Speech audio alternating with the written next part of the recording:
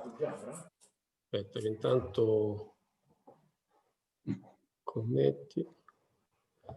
Okay, I think we're live again. So welcome again. This is Mark Kermans, one of the industry chairs, or the chairs of the industry day.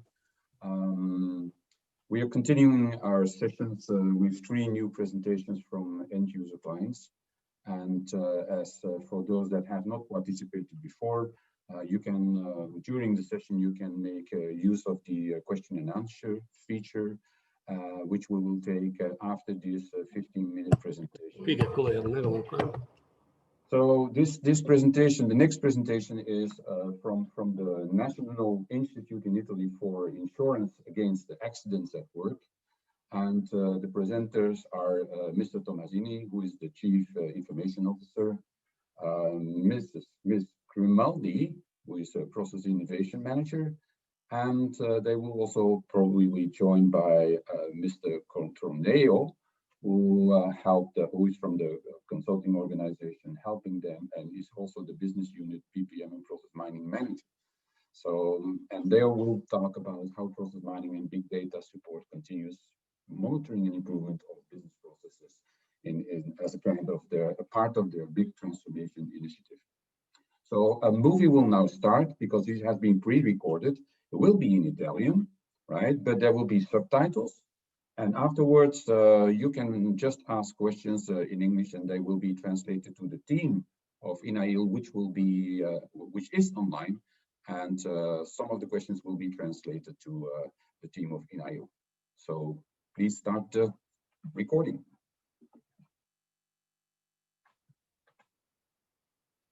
Salve, sono Stefano Tomasini, sono il CIO di INAIL, che è una pubblica amministrazione che si occupa di assicurazione dei lavoratori contro gli infortuni e di altre cose che poi appunto andremo a vedere. Come il process mining ci può e i big data ci possono aiutare, ci possono supportare nel monitoraggio e nel miglioramento dei processi di business. Questa è una domanda importante, vedremo questo mio breve intervento in quelli che seguiranno, come questo qui l'abbiamo sviluppato all'interno di INAIL. Ma verso chi si rivolge prima di tutto INAIL? INAIL si rivolge verso i lavoratori infortunati, verso le aziende, le associazioni di categoria. Come fa a svolgere il proprio lavoro, la propria missione? Lo fa attraverso i propri dipendenti, circa 8.000 tra amministrativi e professional, anche una componente sanitaria importante, oltre 400 persone, e circa 1 migliaio tra ricercatori e tecnologi. Quest'ultima categoria di lavoratori opera all'interno dell'INAIL con questa finalità, ecco, di svolgere la missione di ricerca e sviluppo di soluzioni per il miglioramento degli ambienti di lavoro appunto per i lavoratori all'interno delle aziende. L'ecosistema digitale di INAIL poggia essenzialmente su più di 350 processi, circa 15 milioni di pratiche gestite durante l'anno, 370 servizi di business che poggiano su 270 applicazioni.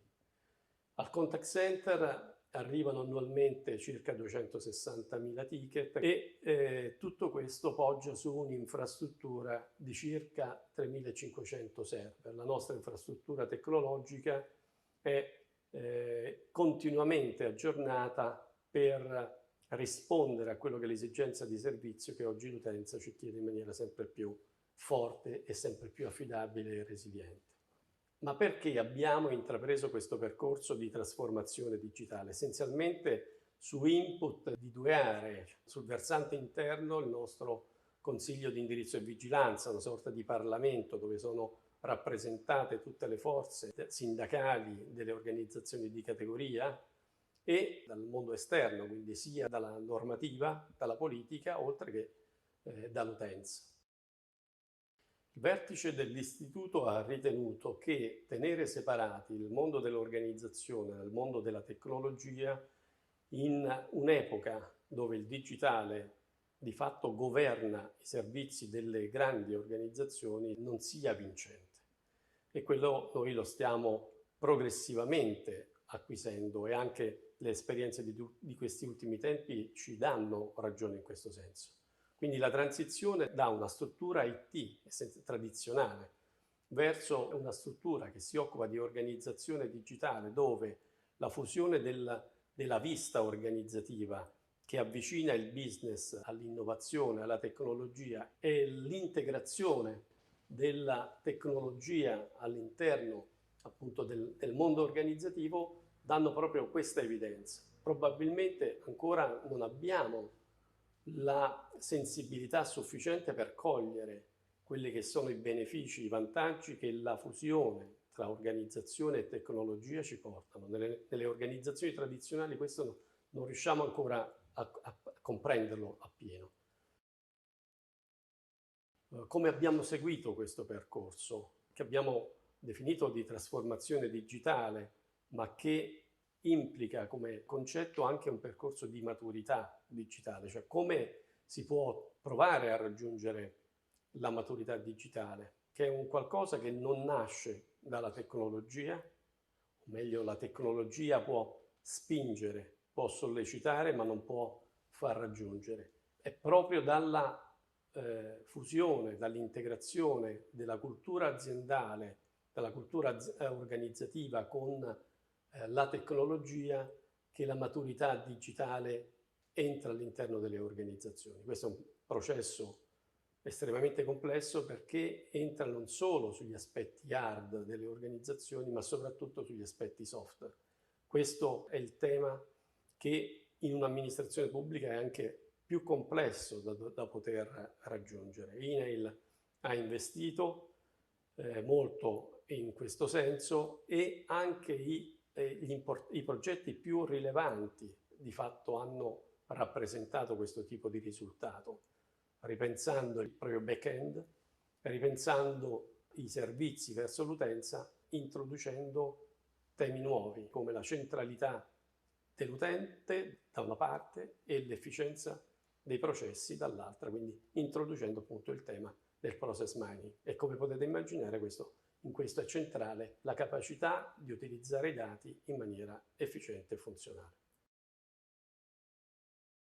Sono Roberta Grimaldi, responsabile dell'ufficio Processi e Customer Experience all'interno della Direzione Centrale per l'Organizzazione Digitale di INAIL. Nel percorso di digital transformation che ha intrapreso l'INAIL in questi anni, ha ritenuto proprio di doversi dotare di strumenti, di tecniche di analisi, misurazione e controllo che fossero il più possibile innovative e diverse, che si discossero dalle tradizionali strumenti di business process reengineering. Ha utilizzato infatti il modello proprio di Business Process Management as a Service, e realizzando una vera e propria process control room. L'obiettivo è proprio questo, di creare un modello standardizzato, continuo e ripetibile di analisi di processi e di dati. Naturalmente, la cosa più fondamentale è quella di andare ad individuare quelle che sono le variabili di processo più significative, proprio per la costruzione di quello che è il data log normalizzato ottimale. Elemento importante è l'alimentazione dell'Enterprise Data Hub, quindi la nostra piattaforma Yanua, alimentazione dell'Enterprise Data Hub in modo che possa fornire continuamente dei log normalizzati agli strumenti di process mining. Quindi l'integrazione fra Data Hub e process mining, analisi dei dati proprio con le tecniche tipiche di process mining, e integrazione con ulteriori strumenti invece di reportistica, quindi proprio per la rappresentazione di KPI, misurazioni al process owner, in modo da indirizzare anche le scelte di ottimizzazione sulle applicazioni, processi e organizzazione. In particolare quindi le tecniche di process mining diventano in questo modo un asset strategico per l'INAIL. Innanzitutto la compartecipazione, e quindi diciamo la vista integrata, come dicevo, come accennavo, la vista IT e la vista business. È un approccio integrato, vale a dire che intervengono entrambe le funzioni fin dalle prime fasi di pianificazione, nella fase della data preparation, e anche e soprattutto nella fase poi di analisi dei dati di risultati, quindi è fondamentale un'oggettivizzazione che viene anche da tecniche di data science. Poi l'altro aspetto è che noi facciamo riferimento a dati reali, cioè a processi agiti, che il più delle volte magari non sono esattamente aderenti a quelli che sono i processi scritti, quindi questo è un elemento importante. L'altro elemento importante è che riusciamo a effettuare delle analisi predittive, e cioè a individuare degli scenari what if, e questo sempre finalizzato a scelte di evoluzione in ambito di ottimizzazione e miglioramento dei processi. Vengono analizzate poi praticamente tutte le dimensioni che impattano sulla qualità complessiva del processo agito, e quindi sia in termini di performance dei processi e delle applicazioni che sottendono, no? Sia in termini di ottimizzazione organizzativa e in termini, diciamo, di compliance e di gestione dei rischi. Qual è la roadmap? Qual è il percorso che abbiamo intrapreso? Quindi siamo partiti da 2 anni fa con una sperimentazione sui processi IT legati all'operation. Abbiamo poi l'abbiamo esteso a processi istituzionali e anche strumentali come il ciclo passivo, e poi questa è la fase che stiamo vivendo, la fase di industrializzazione. Vale a dire, nell'ambito del piano triennale per l'IT, appunto, l'approccio di BPM as a service è pervasivo per tutti i programmi strategici nella regionalizzazione dei servizi, nella parte di data governance, e soprattutto proprio esiste il programma che fa riferimento all'organizzazione come un'organizzazione orientata ai servizi. È naturale che un'organizzazione orientata ai servizi ha necessità di fare analisi oggettive, veloci e misurazioni, e noi ci auguriamo, appunto, l'obiettivo è proprio questo, che il process mining consolidi il suo ruolo di asset nell'ambito proprio del nostro percorso di trasformazione digitale. Quindi, come già descritto dal direttore e come si evince dalla chart che state guardando in questo momento, il contesto di INAIL e di conseguenza anche quello di analizzare il procure to pay è molto molto complesso. Il processo è totalmente trasversale a tutte le strutture dell'ente, a partire dalle direzioni centrali a quelle regionali fino a strutture di servizio e di consulenza, e stiamo parlando di un mega process, così come definito in dottrina, che sottende 8 processi minori, no? I cosiddetti sub process, che partono dalla gestione della richiesta di acquisto fino alla gestione della fattura passiva, e il tutto viene gestito da 2 sistemi differenti, portando ovviamente ulteriore complessità. In questo contesto in cui ci siamo mossi abbiamo utilizzato queste seguenti tecniche. Abbiamo innanzitutto ci siamo occupati di data quality, dei dati in input. Ci siamo poi occupati di conformance checking di processo e di process performance. In basso nella chart che state guardando potete osservare quella che è la rappresentazione del processo per macrofasi, che è stata elaborata in automatico dal tool Apromore che abbiamo utilizzato per questo progetto. Andiamo avanti nella chart successiva e cominciamo a entrare nel dettaglio di quelle che sono state le analisi svolte. Appunto, data la complessità del contesto, la prima fase del progetto è stata particolarmente onerosa. In questa fase abbiamo dovuto innanzitutto uniformare i file di log dei 2 sistemi, che sono stati ricavati da 10 tabelle con tracciati profondamente differenti. Impostare i 3 campi dell'ID case, che è stato purtroppo creato prendendo in esame più campi, quindi abbiamo dovuto costruirlo, e arrivare poi alla creazione di un unico datalog da utilizzare su Apromore. Durante questa fase ci siamo resi conto di un primo risultato importante, ovvero abbiamo dovuto scartare circa il 15% dei record estratti sulle 10 tabelle a causa della qualità di dati scadente e non utilizzabili dal tool Apromore. In questo modo, capite le cause, siamo riusciti ad indirizzare l'ente su quali politiche poter attuare per aumentare la qualità dei dati su tali applicazioni che sottendono appunto il ciclo passivo. Passiamo alla chart successiva, dove ci occupiamo di conformance checking, e per quanto riguarda questa attività le nostre analisi hanno messo in luce, tra le altre cose, che in alcuni casi, e stiamo parlando del punto 2, non viene rispettato alla lettera il manuale di gestione del processo. Non tutti gli ingressi nel processo avvengono partendo dalla RDA, come invece vorrebbe appunto il manuale, e appunto dalla chart si nota che il modello di processo agito al momento prevede ingressi nel processo sia direttamente dall'ordine che dal contratto, senza passare appunto dalla richiesta. Nella chart lo strumento ci consente anche di individuare velocemente quali strutture agiscono non in modo conforme. E infatti possiamo vedere le freccette rosse ci dicono quelle strutture che non fanno partire il processo dalla richiesta d'acquisto.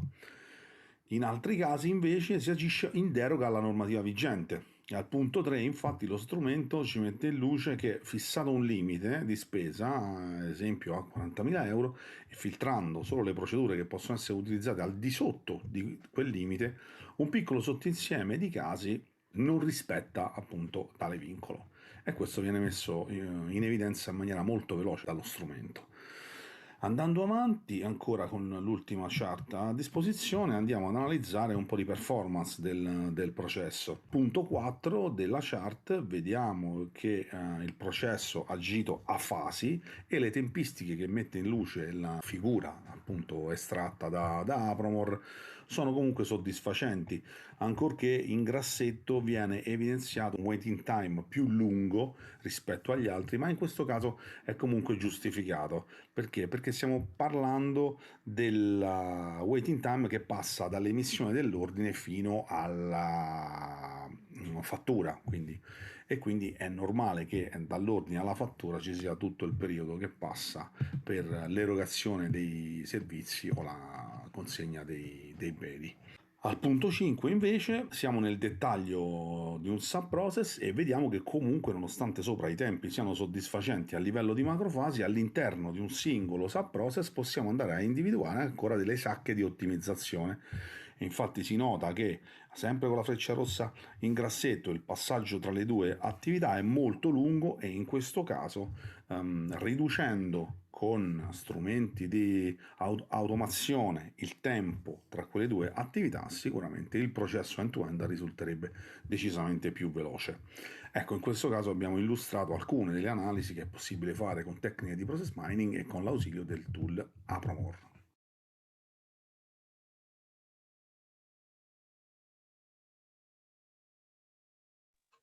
Okay, so grazie per la presentazione. So thank you very much because and waiting for some of the questions from our audience. I think it's well, I've not many times seen so a kind of implementation, which is really about a kind of a big transformation initiative. So that raises with me, and this is a kind of a warming up question before we go to some questions of the audience. It raises for me the question, and that's what we get from many companies also as a question. So especially from government agencies, well, you know, process mining it's nice, but we are not mature. We have not this process maturity yet. So if I look at how you are using this, I have the impression that you had some maturity. So what's your secret sauce? Were you very mature? What's your kind of assertion on that? And and I know that in the past you used traditional methods, would you have introduced process mining earlier? So what's your take on that? And especially on the maturity, because many organizations I talk to, then they say, well, but wait a minute, we are not mature. So what's your experience? What's your take on that? Stefano, so maybe I just step in and translate, Mark. So Stefano, Roberta e Mark sta chiedendo qual è il segreto del vostro successo, visto che avete raggiunto questo alto livello di maturità digitale, ma anche il riconoscimento del process mining come asset strategico nel piano IT della vostra azienda. E come ci siete riusciti, in poche parole? E a quale punto diciamo, nella roadmap avete deciso di inserire il process mining? Perché non prima, perché non dopo? Quindi poi traduce Marcello? Sì. Okay. Credo che il momento di svolta sia stato, come dicevo un po' nel video, la fusione dell'organizzazione con l'IT come poi struttura abilitata ad intervenire appunto anche nel miglioramento e nell'efficientamento dei processi. Quindi da quel momento in poi noi abbiamo messo in piedi tutte quelle iniziative finalizzate a dotarci del patrimonio informativo, quindi dei dati necessari per poter analizzare i processi da un punto di vista quantitativo. Quindi andare anche chiaramente a ripensare quelle che erano le applicazioni che supportavano i processi amministrativi in un'ottica appunto di processo digitale, quindi non di mero database così come avveniva nel passato. Quindi pensare i processi in ottica digitale ci ha consentito di acquisire il patrimonio informativo sufficiente per poi passare alla fase di analisi. E questo, diciamo, è stato il passaggio che appunto poi ci ha consentito di individuare nel process mining, diciamo, un grande abilitatore, una grande risorsa per poter anche far comprendere al resto dell'organizzazione il beneficio che deriva dal process mining. E l'altro aspetto è anche stato quello di condurre questa attività il più possibile in collaborazione con le strutture di business, quindi non facendo percepire un'attività, diciamo, di controllo, ma ecco, più che altro finalizzata a migliorare i servizi e i processi nel loro complesso. Grazie Stefano. So Mark, the starting point was the fusion between IT on the one hand and the business that basically worked as an enabler to trigger this digital transformation process. And once that fusion was achieved, so basically these two teams were brought together into a single unit, then they started logging data with the purpose of doing process mining. So basically they re-engineered the data logging and the applications that would log these data with the objective of doing process mining a posteriori. So that was basically the starting point. And after that, the tipping point was that given that the data was there and over time achieved a certain level of quality, then process mining became an enabler for this digital transformation process. And the second point was to remain always in touch with the various business units, despite the institute is a very complex machinery, and try to avoid to be perceived as a control function that would monitor and rectify and whip people if they weren't doing what they were supposed to do, but rather in a collaborative fashion. But as you can see, and as it was said in the presentation, the idea was to try and break that cultural barrier typical of public organizations, but by trying to merge the IT and the business as the very starting point before embarking into the digital transformation journey. Yeah, but that's exactly sometimes the problem in many governmental organizations and commercial organizations, that you have these kind of barriers that you have, and that's what I was referring to as maturity and this kind of environment. But in attendance of some more questions, but if they would have, they used it now a priori, right? A priori, or posteriori. So would they have changed this if they now know whether, if they would have known that process mining was available much earlier to them? What's the recommendation? What's the recommendation? Yeah, so penso che questa domanda sia per Roberta. Diceva, avete utilizzato per lo più process mining come per un'attività di analisi a posteriori, però tu avevi accennato a predictive analytics. Ci sono altri usi che prevedete per il process mining? Questa è la prima parte della domanda, magari prima rispondi a questa. Sì, sicuramente noi intanto diciamo, stiamo ancora sperimentando questa integrazione di tecniche di process mining integrando anche con competenze data science e di what if analysis e tecniche predittive, diciamo, lo stiamo mettendo in campo adesso, diciamo, e poi pensiamo anche di avviare tutto un percorso di integrazione di utilizzo del robotic process monitoring, cioè mining. Quindi diciamo, pensavamo proprio questo, di fare analisi anche e di automatizzare il tutto e quindi integrarlo con il process robotic automation. Quindi pensavamo di fare, di lavorare in questo senso. diciamo, siamo partiti da una fase molto sperimentale per poi integrarlo e cercare di sviluppare ancora, cioè un percorso che non è finito, non finisce qui.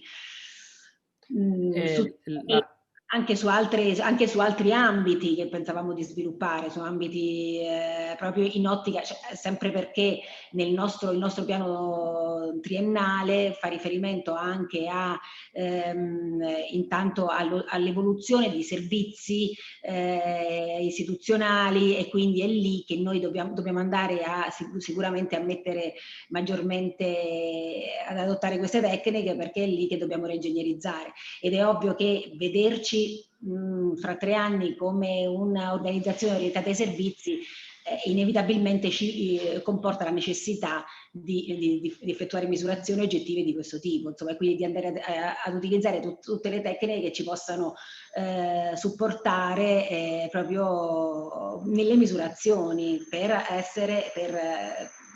sviluppare servizi in maniera più possibile, per avere dati di analisi oggettive.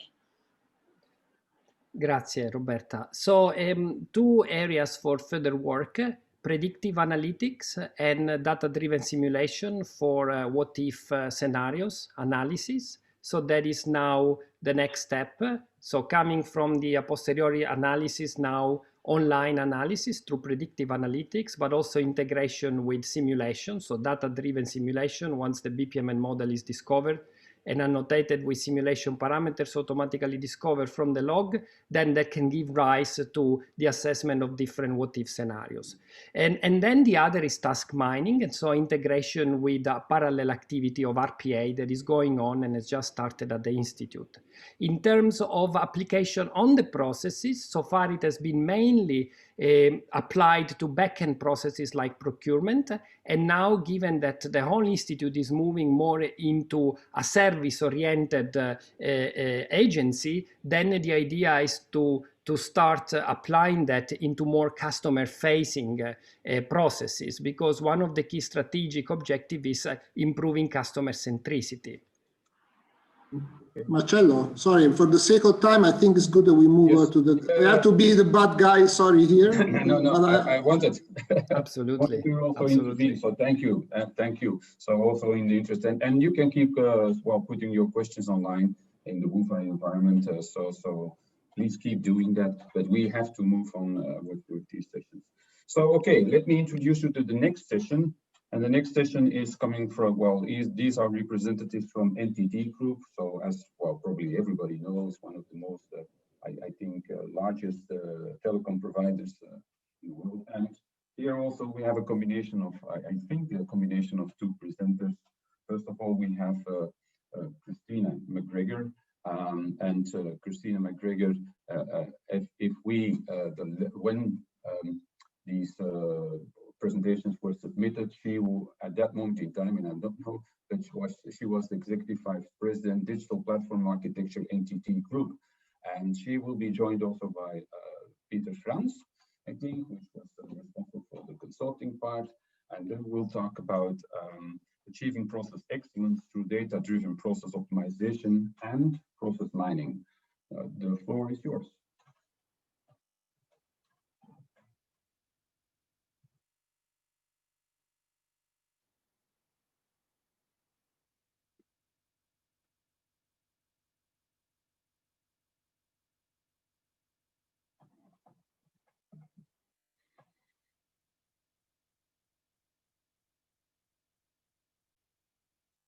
Christina, we don't hear you. Can you maybe unmute?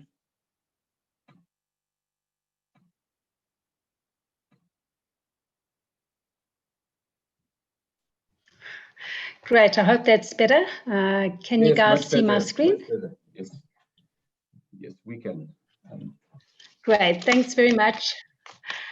Well, good afternoon, everyone. Good morning, if some of you are still based in the East Coast of the world. So I think my introductions, I have slightly moved roles. So I'm currently the Senior Vice President of Solution Architecture within Entity Limited. Who are we? So Entity Limited is really a subsidiary of Entity Holdings, the huge Japanese telco service provider. We focus more on the technology and service provider of the organization. We have 51,000 employees across 70 countries. Target of our high-end clients are 200. They span 200 countries. And for those of you that may not know, we recently, we basically a year old now. So there was a recent merger announced a year ago, where 3 of the international entities actually came together and formed Entity Limited. You may have recognized the brands of Dimension Data, Entity Com or Communication, and Entity Security. So we are now one organization going forward called Entity Limited. Now, in defining our own strategy as the Entity Limited organization, digitalization is key for us as an organization. And when we actually formed our strategy, it actually consists of 5 key pillars, of which process optimization is really one of the key pillars, and it's the strategic driver that we are using to actually drive into process mining. Now, where does the role of process sits within Entity Limited? So process itself is it's a merged collaboration. So the business and our stakeholders are very much bought into the concept that process is really a collaboration between multiple parties. And that collaboration is within the business itself, and also IT functions, and it's a collaboration that will make us successful. So for that reason, at the moment, process is actually sitting within solution architecture into the CIO office. It's really there to actually drive the collaboration, but more importantly, to actually lead the improvement through our harmonization of our processes and really to drive efficiencies going forward as a business. So that is where it's currently sitting. So we commenced our journey a while back, and really we started commencing our journey, I'd say a year and a half back, where we actually started visualizing our business capabilities and associating those business capabilities to key areas within the organization. This was just prior to the merger announcement. We then started working with executives with regards to the key value streams that were going to be needed for our organization, and then starting to work with SMEs in actually building up all our models into a process repository. And that's how far we progressed. So we're quite a long way down this journey. But as we were going down this journey, we realized that we are international, and every process tends to have different nuances.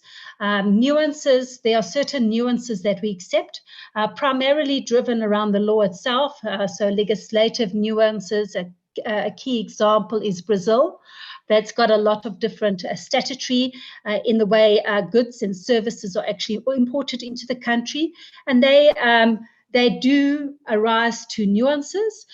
We also picked up, we had a lot of consistencies, and those consistencies could be different ways of working, and they really are hindering us with getting to a harmonized view to drive efficiencies. So that led us to actually look at BPM technologies that we could actually use, to actually iron out a lot of these obstacles that we were encountering. And that's where we actually decided to actually start our business process mining journey. It was imperative for us. And we actually invested in Signavio because it was a core differentiator in the marketplace. And also, we're already utilizing Signavio within our own business process models. And we had gone down quite a long way down that journey. So how did we commence that? We took a look at our business and we said, fine, we need to actually commence with a key process that is end-to-end. potentially a process that we are going to target very quickly to be totally digitalized if possible. So we've got a vision to totally digitalize as much as possible. So we looked at a high volume-based process with maybe low-based margins. We actually went through high level and what is our quote right through to our invoice journey. And we decided really to actually start our journey with that concept in mind. That would drive, of course, performance, us to actually analyze our performance variations, actually establish if we had a revenue leakage, and also establishing if certain of our customer-facing touch points were actually slowing us down or we needed to actually improve these. So once we had gone about the concept of deciding which one of those processes, value streams that we wanted to target on, we actually started with a proof of concept first. So although we had chosen business process mining and Signavio, we said best to actually start with the proof of concept. The proof of concept only took a small component of the end-to-end process. So we only took a very small component, procurement and logistics within a quote to cash process. And we actually did the proof of concept just on that much smaller subset of the area. From the proof of concept, we actually started with videos and building awareness and excitement with our executive layer. You know, you've got to bear in mind, we are really a year old, so we're still coming together as an organization, but we are driving acceleration and digitalization. So getting the executives involved in this process was key to us. And then once we had that executive buy-in, awareness, doing videos, etc., that's where we actually were told to proceed really to our MVP stage. So the MVP, we actually kept to the same value stream, the same cradle to grave process, but we actually turned that into an MVP. And we started working with certain subject matter experts of a small subset of KPIs. So they're not all the KPIs. It was a small subset of the KPIs.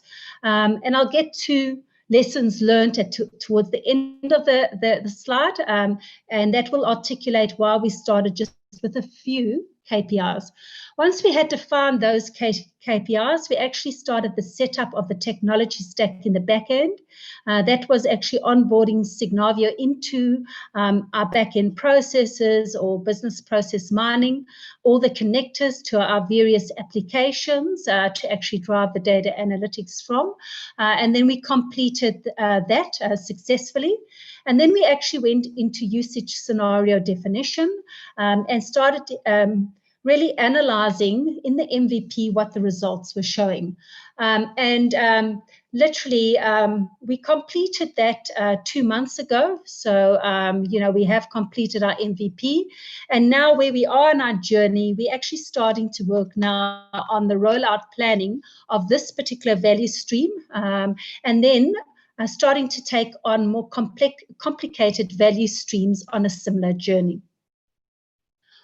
What did the results show us? So the results to us showed us very interesting results, really. These brought facts to the table and not opinions, which was very interesting. So the results were definitely showing us areas of improvement just by introducing harmonization. And these were all based on data behind it. They were also showing us education journeys that were needed in pockets of our business and areas that we could introduce automated areas to drive efficiencies in our business going forward. And they were very important to us.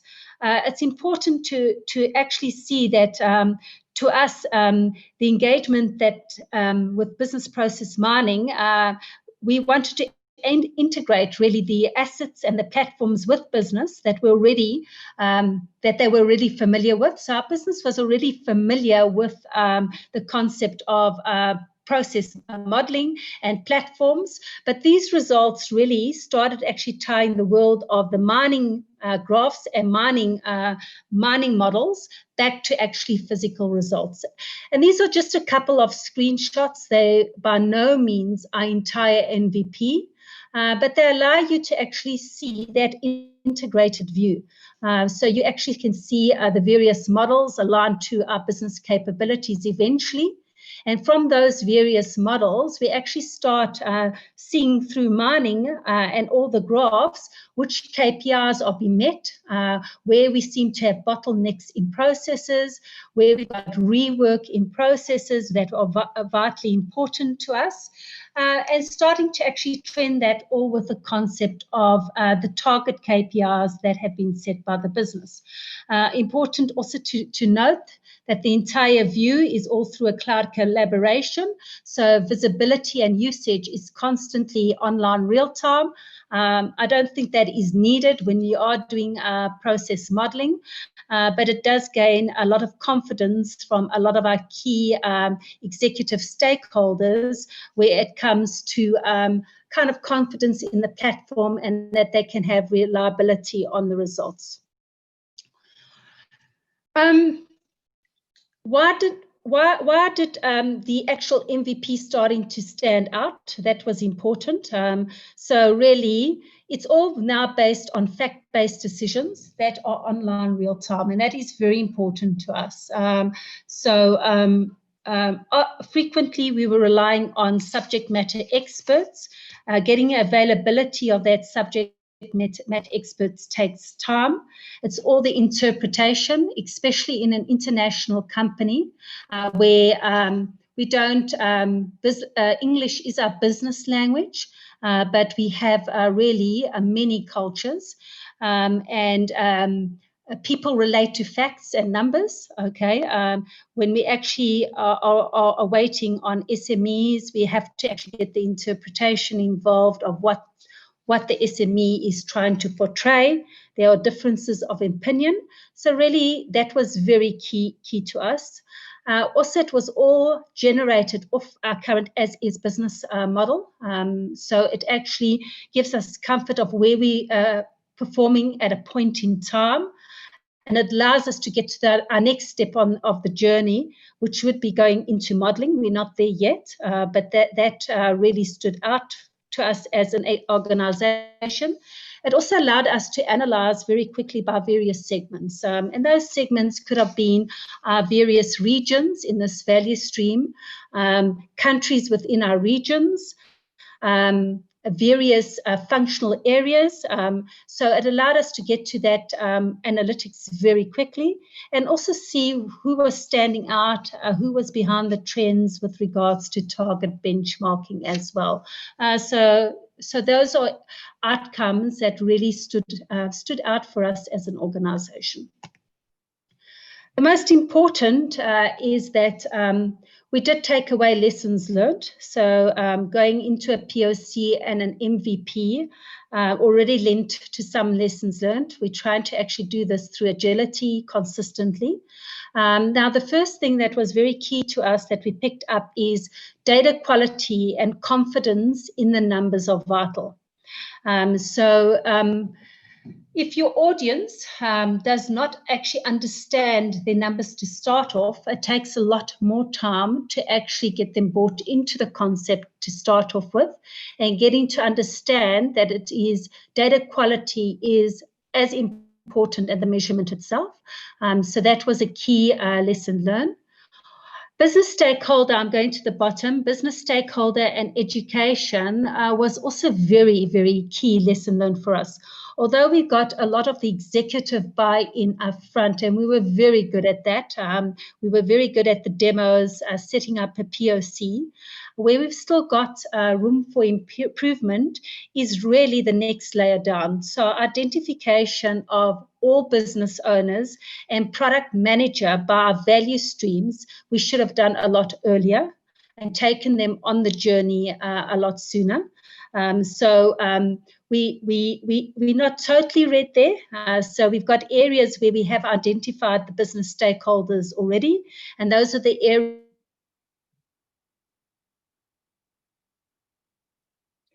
areas that we tend to turn things around. We are identifying who our stakeholder group is, in hindsight, we should have done that a lot sooner and put a lot more pressure on the executives to identify those owners a lot sooner. The other thing that mustn't be understated was all our IT dependencies. In this area, we were quite lucky as well because business process management happens to fall within solution architecture in the IT office. We got a lot of turnarounds very quickly, but we also want to point out that you've got to consider the IT dependencies, the actual setup of the environment itself, the business process environment, and really understanding table structures and the data driven behind each of the core applications that drive our process. Our MVP was based on quotation process was right through to our billing. So we were reliant as well of 3 key application stacks in the back end, bespoke development for a lot of our CPQ, SAP back end, and then also ServiceNow with our service fulfillment. And that is vitally important that you actually engage with those teams early, get an understanding of those structures and understanding how those applications are set up. One of the things that have worked well for us is definitely the POC and videos and socializing that with various stakeholder groups, because the minute that we actually identify our business stakeholders, it's very quickly for us to actually spin a session, show them videos, engage very quickly with them and get them on our side. So that was a positive, really. I'd recommend that to anyone going forward. And also, to define those KPIs upfront. And that's also linked to the business stakeholder group. Our business stakeholders are at different levels of maturity. So we have got certain stakeholders that really understand the world of data mining, understand the world of metrics, KPIs. So you're going to get KPIs of them very quickly. But we've got certain areas where they're still trying to digest this world of where we're moving to. And working with them and always ensuring that they understand the metric of the KPI and the technical alignment in the back end is a clear lesson learned that we have taken away. So I think hopefully there are a lot of questions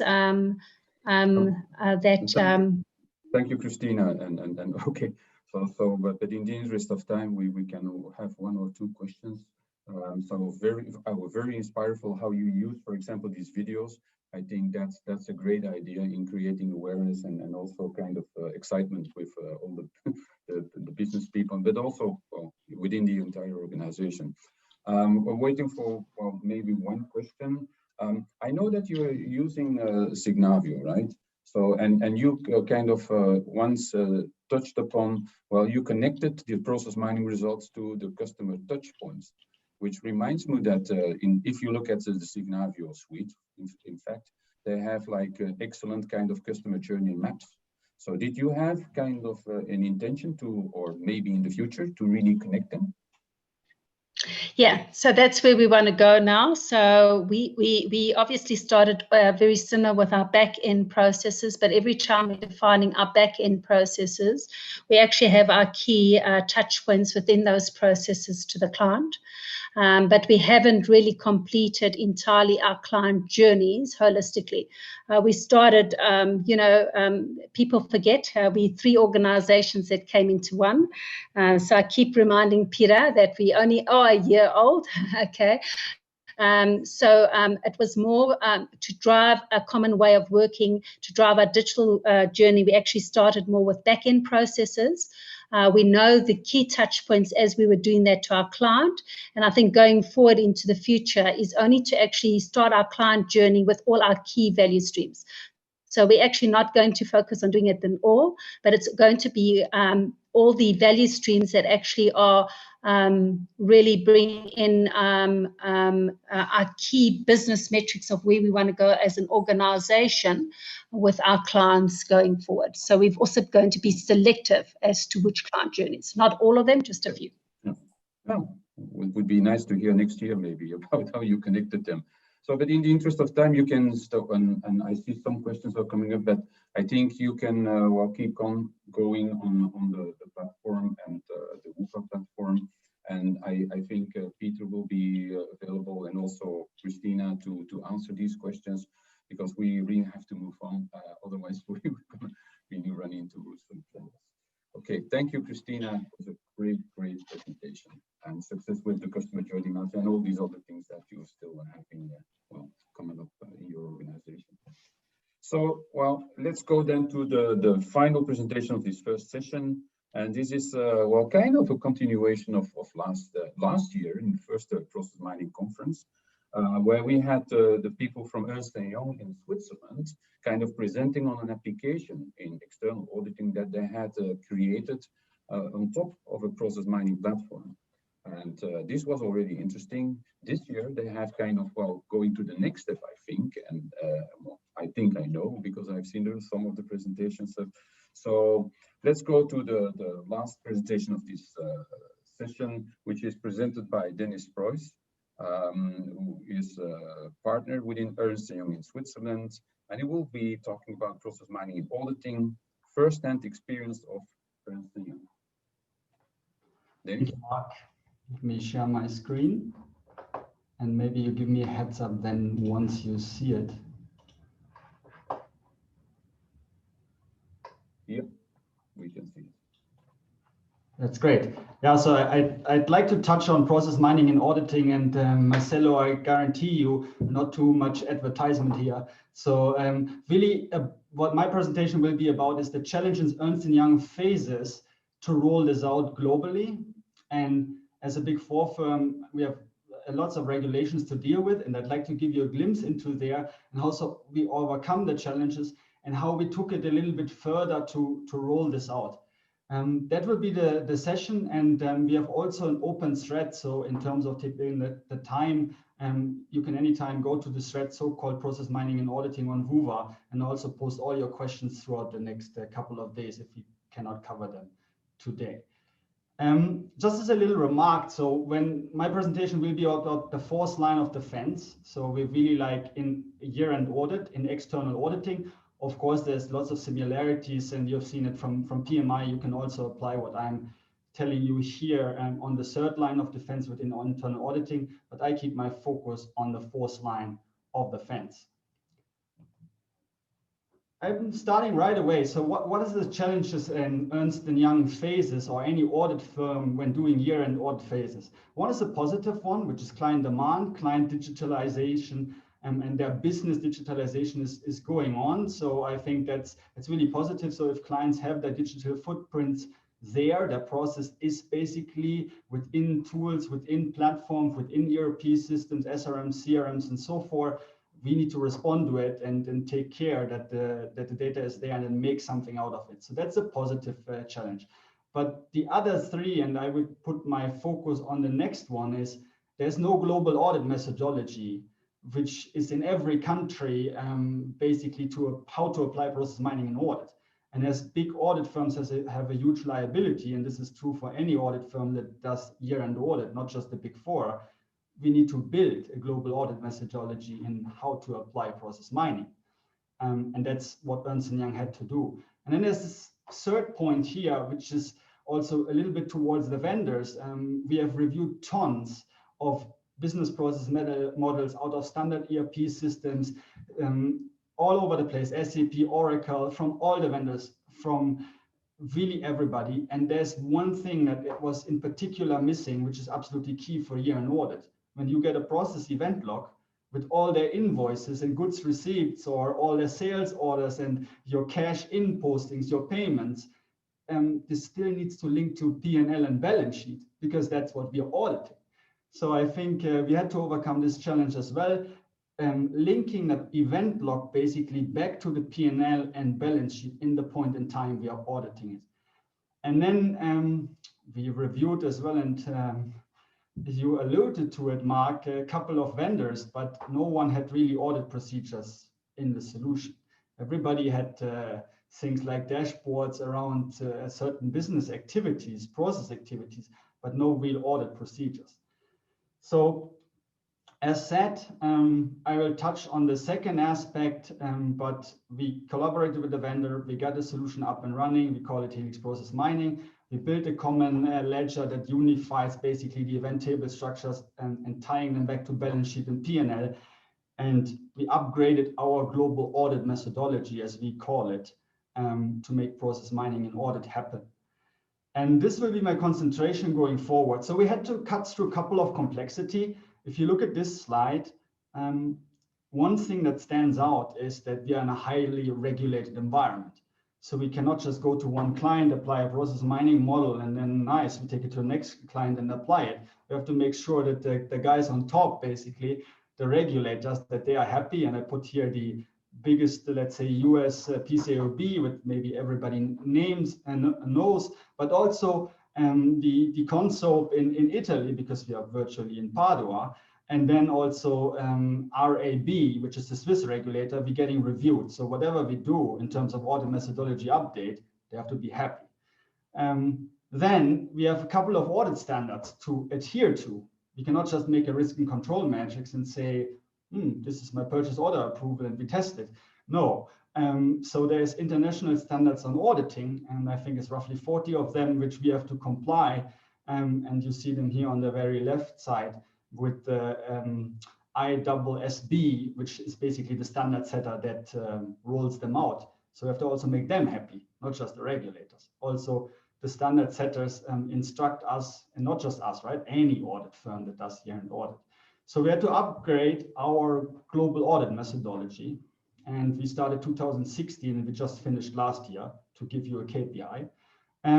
Using process mining mainly in two areas. One is to understand the business and its environment, and the second area is to understand the processes, so the sales processes, the procurement processes, etc., and the related financials to it.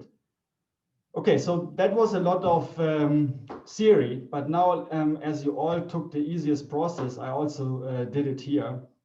I take the purchase to pay example, and we call a process in these types of standards, we call it a significant class of transactions. So data that basically make up a balance position. So coming from all your purchase orders through your invoices, goods receipts, and hitting the balance sheet. You can see this here, very generalized. You have some purchase order creation events, you have some invoice events, and then the invoice events basically touch an account. This is accounts payable. This is on all your balance sheets. So this is the journey we had to go through, and we split it up, of course, because major two variances we everywhere saw is we have invoices with purchase orders, basically material shipped to the ground, to the plant. And then we have something without purchase orders, maybe services or related to contracts, expenditure, etc. We had to upgrade all risk areas in our, let's say, risk portfolios in Ernst & Young, the controls related to it. And then, of course, easy items for the auditors among us, like authorization testing, segregation of duty testing, and of course, the IT considerations with it. So the application which we basically now have goes through the complete process chain. Let me give you an example of this type of mapping exercise that we had to do. And you see here an ISA standard. They are available. Everybody can read them. We have, of course, a section in our methodology, and then we have an audit procedure. So an instruction that gives a team on the ground basically a to-do, in easy words. And this to-do needed to be done in the audit application. And even though some people today, they get balance sheets, you look at it, you have an Excel, but if you do something in a process mining application, it has to be a feature there. So not just translating the ISA standard to the new instruction. For example, Lars said, everybody loves the Process Explorer because it's easy, but what's the value? But here, even to introduce the Process Explorer, to drill down in the processes, needed to be instructed. It's a learning exercise. So I took 3 controls for you to give you an idea of why the application feature is important. So you all know that segregation of duties, so let's say the creation of a PO should not be the same guy of the approval, like in here, which is number 2. the model always has to have the ability on the case and on the event level to do this. So not just, let's say, you go in and you look for it and you search for it. No, the user need to know this is now I'm on an event or I'm on a case, and I do compare between X and Y. So that's not easy. But the next step is, imagine an auditor comes in and he audits your first 9 months of a year. And then he comes again and audits the last 3 months of a year. That means you have to freeze your event table for 9 months. And all the testing you did on just a simple test on creating PO and approval, if it's the same person, freeze it for that time frame. The purchase to pay process of the client doesn't freeze. It goes on and on. No new invoices come in, new goods receipts come in for the same case. So time bounding in the model was one of the most challenges we had to overcome. And then, of course, I said it, case and event compare, and not allowing to mess this up in the application. So a hard-coded difference that tells the user you know an event and case level, so that nobody compares apples with bananas, is the second aspect of challenge we overcome.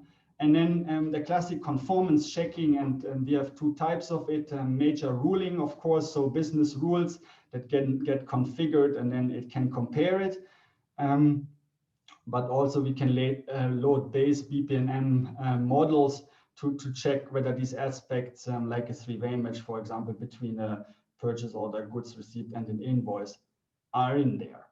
And that's a task we basically had to overcome just for one audit procedure.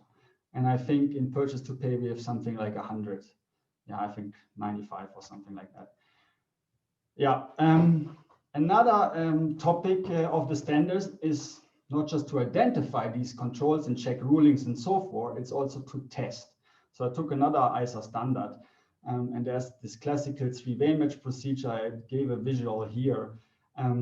But the most important point I want to stress here is, let's say you identify a dispute. So like in here, your goods received is not equal to your invoice. What the model should be able to do is to track this dispute on the case and on the event level and show us all the subsequent events in the related traces. And you all know that putting the case identifier is very important. But in these models, sometimes it's the goods received that gives you the traces, sometimes it's the invoices, and sometimes it's the PO. So you have multi-layer.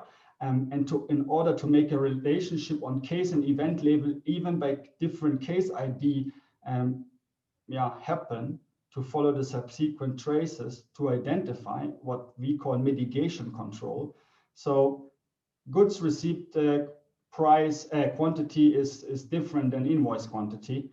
This happens always in business. So what does business do? Business justifies it. So somebody goes in, for example, and looks, the control basically sees the difference, blocks the payment because we shouldn't pay something that is overstated. And then business goes in and releases the payment. So the subsequent event, which is the control, is, for example, who is allowed to release that payment. And that's what I mean by the trace had to be complete from all different angles. So then the auditors could pick this dispute, mark it. Yes, it is a problem because the conformance checking said it's not matching, but they had to look for subsequent events that basically mitigate the risk. And then they had to also have the ability within the solution to map that. So already a couple of challenges on just 2 easy examples, which global audit firms has to overcome and has to be everywhere the same. And of course we cannot, and I'm very honest with you, we cannot do this for all systems. In the moment, we are highly working on 2 major systems. So one is SAP ERP, SAP SRM and CRM, and then Oracle Financials, of course. So these type of models to build them took us 60 clients. To give you a perspective on the 2 rather easy looking examples. Yeah, now I talked a lot about these challenges and how to, from a practical perspective, overcome it. Of course, we have also built the solution Mark was talking about. So we basically took an application from one of the vendors and I would call it enhance it a little bit, put some steroids to it. So you see all the procedures here, which are in there as features. We also map them out for the community, that you can see it's a lot of discovery, because what auditors do is discover, and that's our job. I mean, we go in and we want to know how the process is and discuss with business if it's intended to be like that. And then there's also, of course, the conformance checking, classical rule-based a lot, because still a lot of controls at the client environment are rule-based. Variant analysis is used. And also a couple of items are in there which are performance mining, because sometimes we see that approving something in a second, I don't know if this is correct. Maybe somebody should at least open the invoice and look at it. So performance is also playing a new role. I have to tell you, we don't use any prediction yet. So it's also what we are looking into. But if you let your eye go over this slide, I think there are two aspects I would like to take out. I still think Process Explorer is a good thing to do a couple of easy tests, whether things are approved or not to underestimate the feature for auditors, because we do testing, we not just want reports. So that's a little bit to Lars's point in the beginning. Then another thing is, of course, these reperformances of all the checks, conformance checks, which we did with the visual on the right side with the three-way match. So behind each sector, of course, are conformance rules that do this. And then on the bottom left, you see the tie-out of the actual P2P process with invoice and without invoice to the balance sheet here on the liability position. And that's really something auditors need, because we do internal controls over financial reporting. So if there's no tie-out to balance sheet and P&L, no process mining in audit for external purposes and external reporting. Yeah, so a little roundup with tips and tricks applying process mining in audit. And I had the dots there after you have built your model, because in audit, it's very important. You cannot come to a process where the model is not good. I'm honest with you, because then you're already auditing on a basis that is off the reality. So you have to really make sure that the model is at least representing the events that, for example, make a control or make a behavior that you want to find. So it's like a minimum set of your own requirements, what you would like to see. And we all auditors have expectations like this. Yeah, so cooking receipt for those of you who are in audit, check your internal and external requirements. So map out all your standards, all your risk and control metrics. It's your standard operating procedures. And yes, it takes ages, but I think that's absolutely key, because that's why you're doing it. You want to replace aspects in there. You want to make the things new in there. So start with what you want to make different. And I fully relate to the other speakers. It's absolutely important to have that purpose. I want to go in and replace a certain control. I want to go in and replace a certain analysis. That should be your start. Of course, you have to validate each of them if you rather replace or enhance. And here are a couple of examples. Decide for vendor, of course. Start prototyping early. We have heard that in all the presentations before. And not just test on one business unit. I think one key aspect in process mining I had to learn is looking at one business unit. If you're a large corporate, makes no sense, because the model is then different per business unit and you start from scratch. So start at least with 2 or 3 to do it. And now only audit related, make a work program. Everybody loves instructions, especially because we are an industry, we're getting a lot of young people into it, having, we are a talent machine, and also internal audits are this at companies. So instructions are very important. Put your experience in the instructions. And then what I have seen, don't make too much functional guides. Of course, we have that as well, but record tons of videos. So it's really people, they have to do their work coming in the morning, and they don't read 150 pages functional guide. They look 2 minutes videos. So that is really something I'd like to point out here. And then the most important in auditing, we all have to archive and say what we did. So don't forget the export to Excel function. That's absolutely key. So we have a work program. I said that already. To click through some slides. Yes, you can nicely export it to Excel. And then, of course, we have a functional guide with tons of videos. And let me close with a sentence, because I think process mining and audit are a little bit like brothers, but a little bit more like a younger and the older. So besides our data problem, which we have to solve, we have only one challenge. We have a gender gap. audit is 100 years old, and especially year-end audit. So for me, it's really engaging on the new topic with people that have done audit for a couple of years is the biggest challenge in our internal organization, and of course with clients as well. And helicopter mom is not entirely innocent. So go proactive to the regulators, because don't let yourself be pushed by a regulator. Go other way around and address the topics. We're doing this with digital GAM. Digital GAM means digital global audit methodology. So we would like to change the way how we audit. So we proactively approach the regulators, for example, in Switzerland, in Italy, and so forth, so that in the end, they cannot hold us back. Yeah, and I think with this, let's all work together on this gender gap, getting new technology, new methods into old businesses. And I'm happy to take your questions. Thank you, Dennis. Thank you, Dennis. Very insightful. I think, well, we're almost at the time that we have to move to the next session, but maybe there's just time for a small question from the audience, from Luke McAdams. Beyond audit, what is your experience of utilizing these techniques within financial services, for example, operational risk management or SOX compliance? Yeah, so I think one aspect, and I like the SOX example, one aspect which I think is absolutely key in SOX is usually you have these controls forever and you have built it then over a couple of years, but the underlying business where you apply the controls has changed. So use process mining in SOX to identify whether your process is still there, where the control basically would apply. So that was one challenge I saw in SOX environments. You have tests of controls, which basically anymore hit the process. And I make an example. 3-way match is 3. That means PO, and you have a goods receipt and an invoice. If this is your only test for balance sheet compliance on the liability, for example, you test half the population if you have invoices without PO. So you need to have process mining to adjust also the control set. And then the second aspect, SOX testing can be super standardized. And unfortunately, process mining will make it a little bit less standardized, but therefore more insight. So I cannot, let's say, solve your cost of control problem with process mining, but definitely in the second year, you will have a benefit from it. Thank you very much, Dennis. Yeah. In the interest of time, yes. we wrap up here, but you can continue the conversation on Wova, and there's also the virtual booth of EY, so you can reach Dennis and his team there. By the way, I love the quote. It's the first time that I see somebody quoting himself, but the quote is very nice, so I will be quoting you. Thank you. Cheers, guys.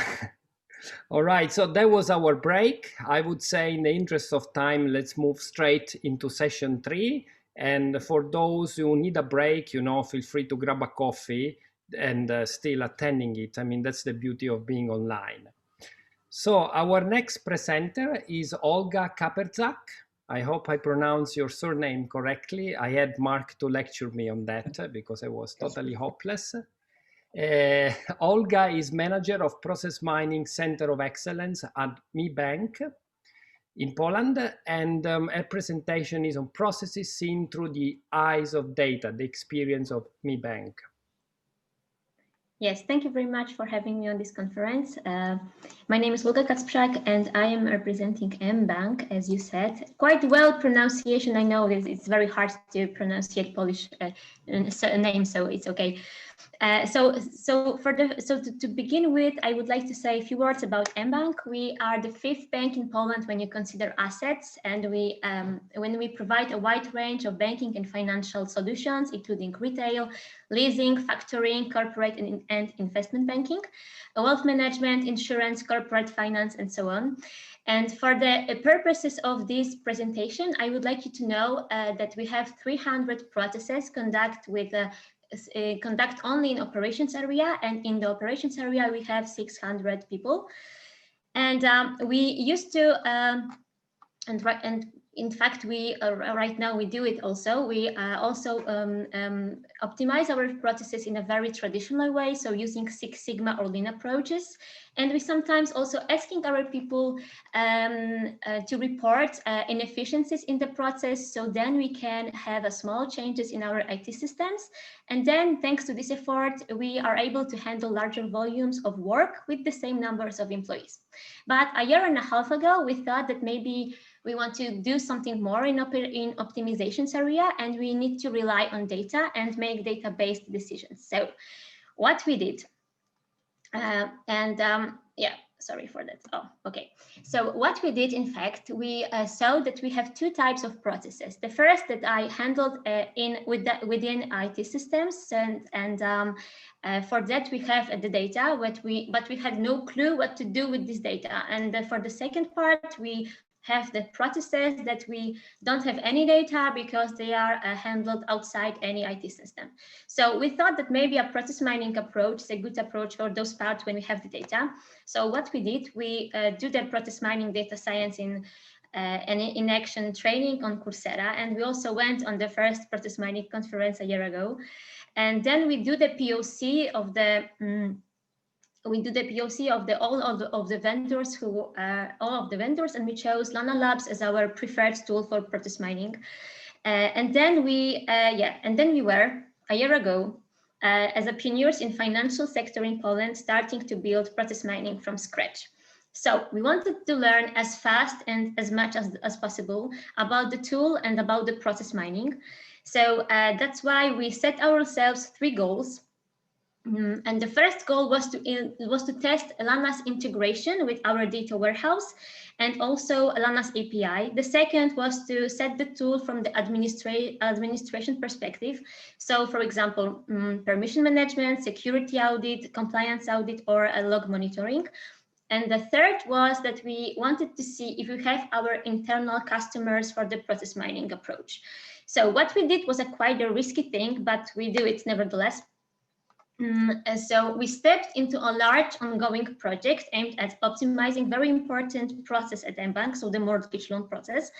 And we stepped into this process when the business departments were conducted the analysis of the process. And after several months of manual analysis, the process mining team, so only me and 2 data scientists at the time, were involved in process understanding.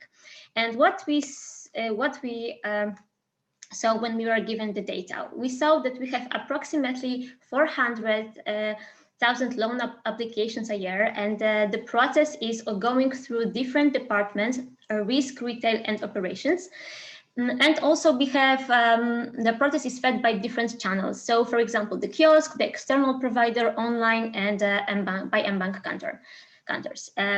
And the data that we had were very, very complex. So we needed to do a lot of pre-processing. So for example, we did the timestamp fixes, we did the milestone filtering. And but you can see on the slide, it's like the spaghetti process made by only approximately like 50 out of 130 activities from the process. What else we did? We did also the status and discovery, and we also extract over 100 attributes, both case and event-wise, to bring the data into the required process mining format. So the first step for us was to get the transparency about the process. So we needed to know where the process starts, when the process ends, and what is in between. And we noticed that we had, for example, 1.3 thousand variants for 8.3 thousand cases. So it's like approximately 6 cases for each variant. So it was like a huge potential for improvement for us. And then we tried to define a target process for standardization and harmonization of the process. So we did the conformance checking. And what we saw when we did the conformance checking was like all types of deviations there. So we had loops, we had skipped activities. For example, we had like a credit launch, but without offer signed. We have, of course, non-conform orders of activities there. And we noticed that we had only 33% of variants that were according to plan. So it was like also a very huge improvement potential for us. Then we chose the several abstraction levels to identify the main areas for improvement in the process, and we drill down only in those parts when we saw that the longest execution times and the most process deviations. And what we also did, we were for the first time able to identify and define KPIs for the loan in regard to loan, to property, and value and process performance. So we created many dashboards to help us monitor all of those important KPIs. And so we track, because during this project, we implemented a lot of changes in the process, and we wanted to track all those changes if they have any impact on those KPIs. So we created a lot of dashboards, as I said, and here you have some examples. We had only mock data because I'm not allowed to tell you the real data here. But on the slide, you can see this distribution and outliers of time needed for the preliminary decision. So it's we call it time to yes. And also another part of dashboard, you see the closure of applications. So you have the applications you have the submitted applications on the left-hand side on the slide, and we go through all of the milestones of the process, and then you have the credit launch, and we see what is the number, the percentage and the number of applications there. And on the right-hand side, you have reasons why our applications are not finished. So they might be suspended, canceled, rejected, or the clients just resign.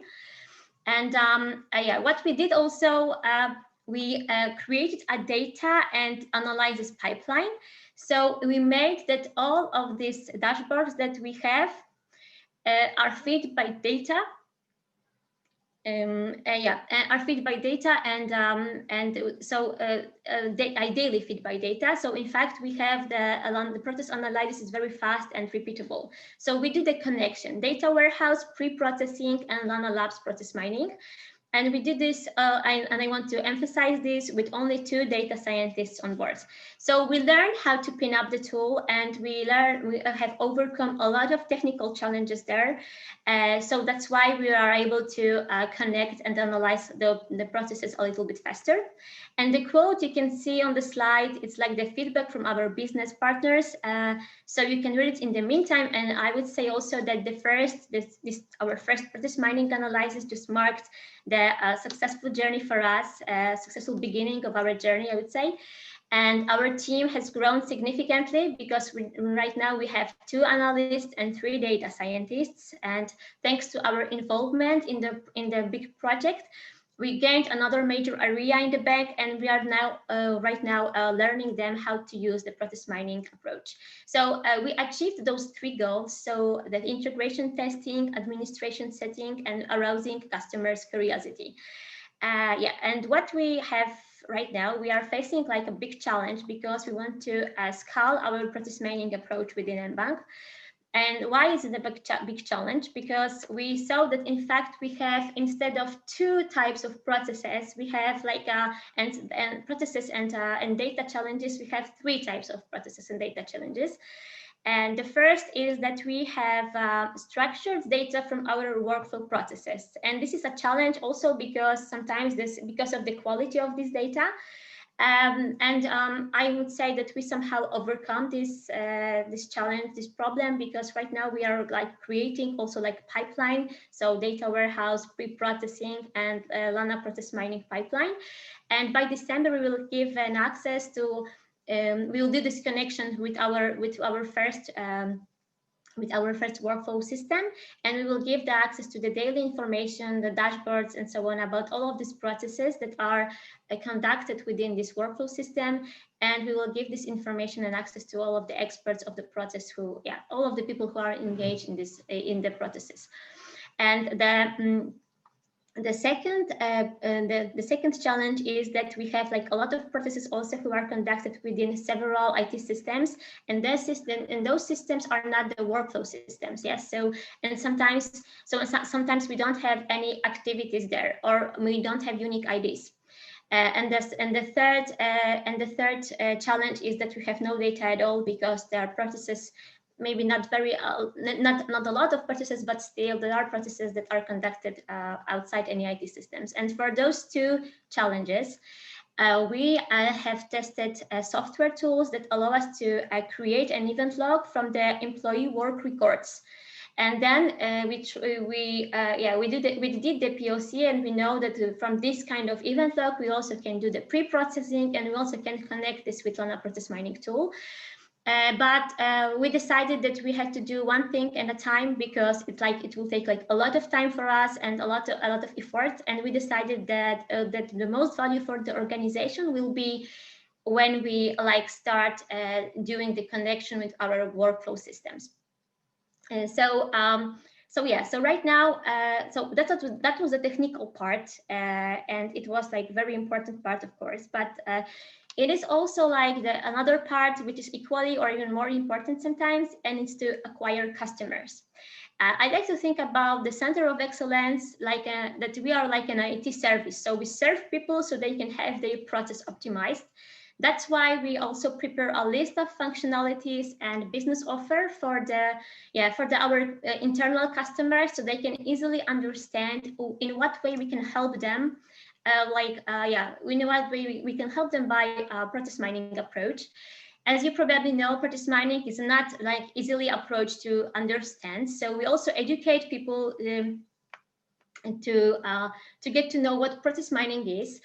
I believe that the more people know and the more people understand, the less they are worried. And sometimes they are really worried because, for example, they worried of being let off after we optimize the processes. So we created our workshops for them so they can become process mining analysts for the purpose of the workshops, and then they have to solve the problems that we set for them. And right now it's like the basic part of analysis, and then we have maybe more complex grades of the workshops in the future. So in fact, right now we are like focusing on these 3 points. So creating pipeline, making business offer, and making business understand what process mining is by educate them. And of course, in the future, we would like to have a bunch of process mining possibilities of analysis. But still we have to do the first things first.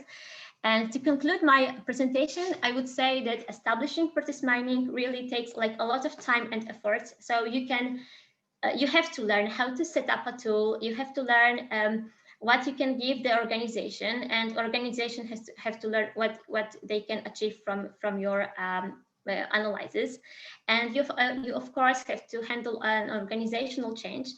And a good tool and a good company or vendor might help you, especially when you are in the same place as we are in Poland here. So we don't have many process mining implementations there. And the second is that remember to focus not only on technical aspects, but remember to who you do it for, and prepare to meet business goals with a process mining approach, because you might have the most beautiful ways of process mining analysis, but without customers, you might as well not exist. And the last part is the golden asset. Maybe you won't see it from the presentation, but it's like really important. It's your data science team, because you will definitely encounter a lot of problems with data, and you definitely won't solve any problems with data without data science team. So I am sending greetings to my data science team right now, and just thank you for the presentation. Hopefully I can answer some questions. Thank you very much for the interesting presentation, Olga. Much appreciated. So we've got some questions coming from the audience. Bill? Yeah, so Olga, congratulations with the presentation. At the end, you say it takes some time to set up, let's say, things to get going with process mining.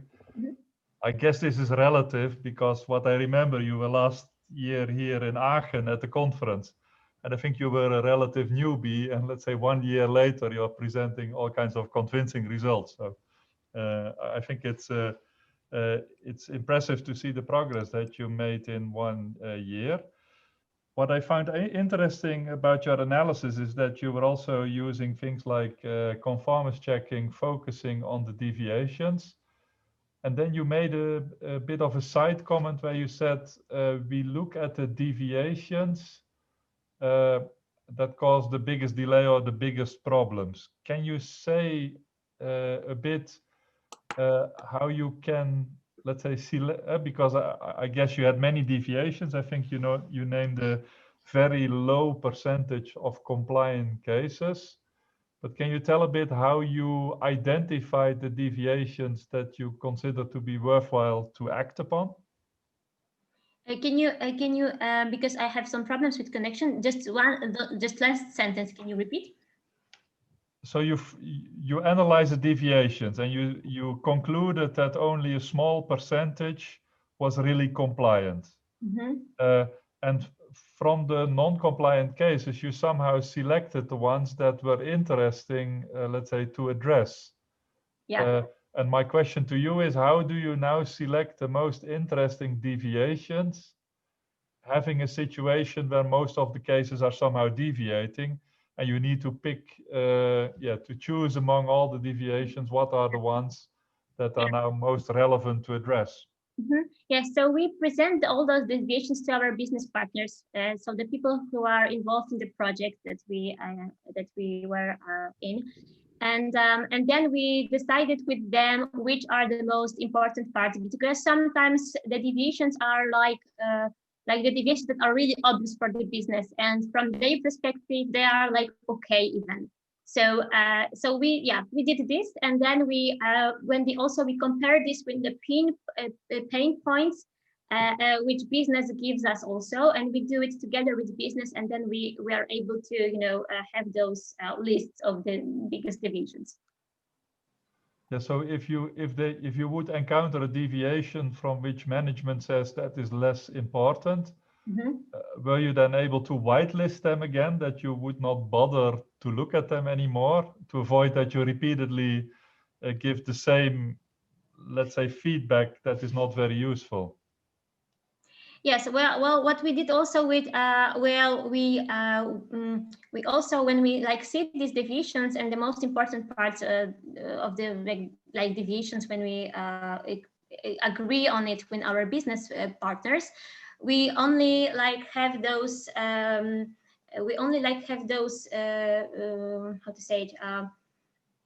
We only focus on this part of the processes, so we were able to analyze only those parts of the processes then. Okay, thanks a lot, Olga. Thank you very much. Thank you. There's a question from Mirko Bodini. Are there some unified KPIs that you developed in order to evaluate the different bank processes? Well, right now we are in the I believe that we are in the in the beginning of our journey. With mortgages. Oh, regarding mortgage loan, yes. Yeah. So I was asking about bank processes, but specifically in the context of mortgage processes, which is the type of processes you started with. Yeah. Have you developed any KPI specific? I guess. We did a lot of KPIs, and we also did these KPIs things, the dashboards and so on with our business partners also. And I think that the most valuable for business was this time to yes, because it was the big issue for us that we had a lot of time for the start from the process starts to the preliminary decision. And for them, it was really useful to monitor this KPI. I think that it was the most useful for them. Yeah, but I wouldn't say that will that we encounter many different KPIs that you can imagine having a mortgage loan process analysis. So thank you. So final question from me. Financial services, a typical problem is privacy. Did you encounter any issues in dealing with privacy matters when you set up the whole data ingestion and ETL pipeline? Well, definitely we have an on-premise version of the tool, because we are not able to have the cloud version. Right now. I was imagining so, yeah. Yeah, and of course we don't. Right now we are not. We don't use the data. We don't use the data. The customers' data, because they are really sensitive data for us. So when we do the analysis part, we we use only the attributes or the event log, which are connected mostly with the, which are connected with all of these, which are not maybe connected with the customers, with the customer data. Yep. Okay, thank you very much. Thank you very much. Thank you, Olga. Thank you. All right, let's move to our next presenter. He is Scott Gorman. Scott is the Senior Vice President of New Business Operations, Underwriting, Product Management, and Reinsurance at Ivari. And Scott is going to talk about practical implementation of process and task mining at Ivari, which is a North American insurance company. Scott, you can take over. Hello, can you hear me? Yes. Fabulous. All right, let me just see if I can load up my presentation there now.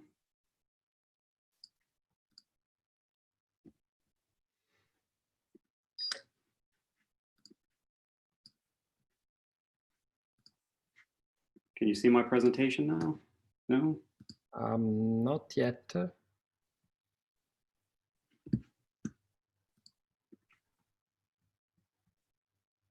Is my video coming up? No? Hang on. Seems not to be working.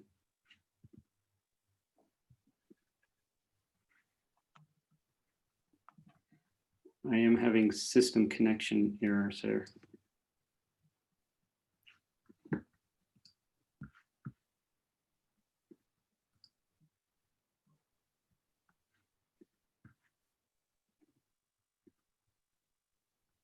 No, I cannot see it.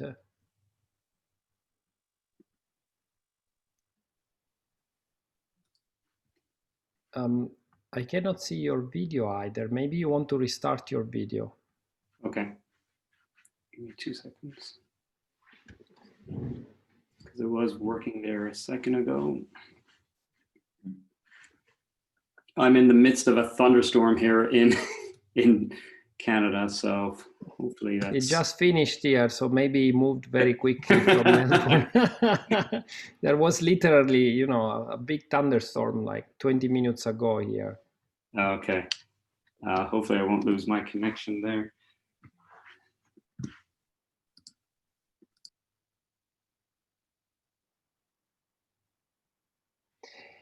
Yeah, otherwise, we switch to the next one.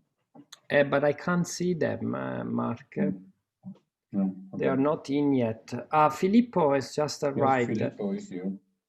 Filippo, would you like to take over if Scott is happy with that? And Scott, you can figure out your technical issues there and we can just move it in 20 minutes. Hello, I'm not feasible because I will have a joint presentation with another person who is not attending so far. Okay. Sorry. Maybe you wanna... Okay, because Scott has actually disconnected, so probably he's trying to reconnect.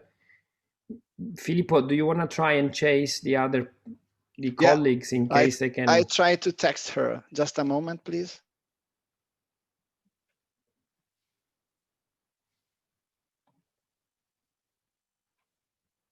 So this is the beauty of live sessions.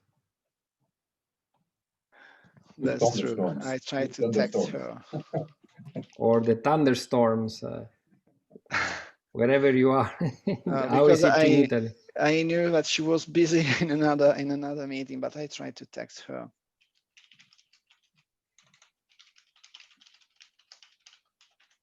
And Scott is actually out.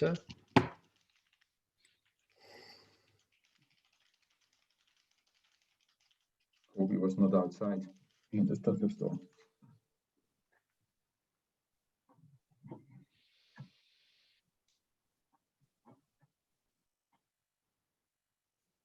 Okay, Patricia is trying to join right now.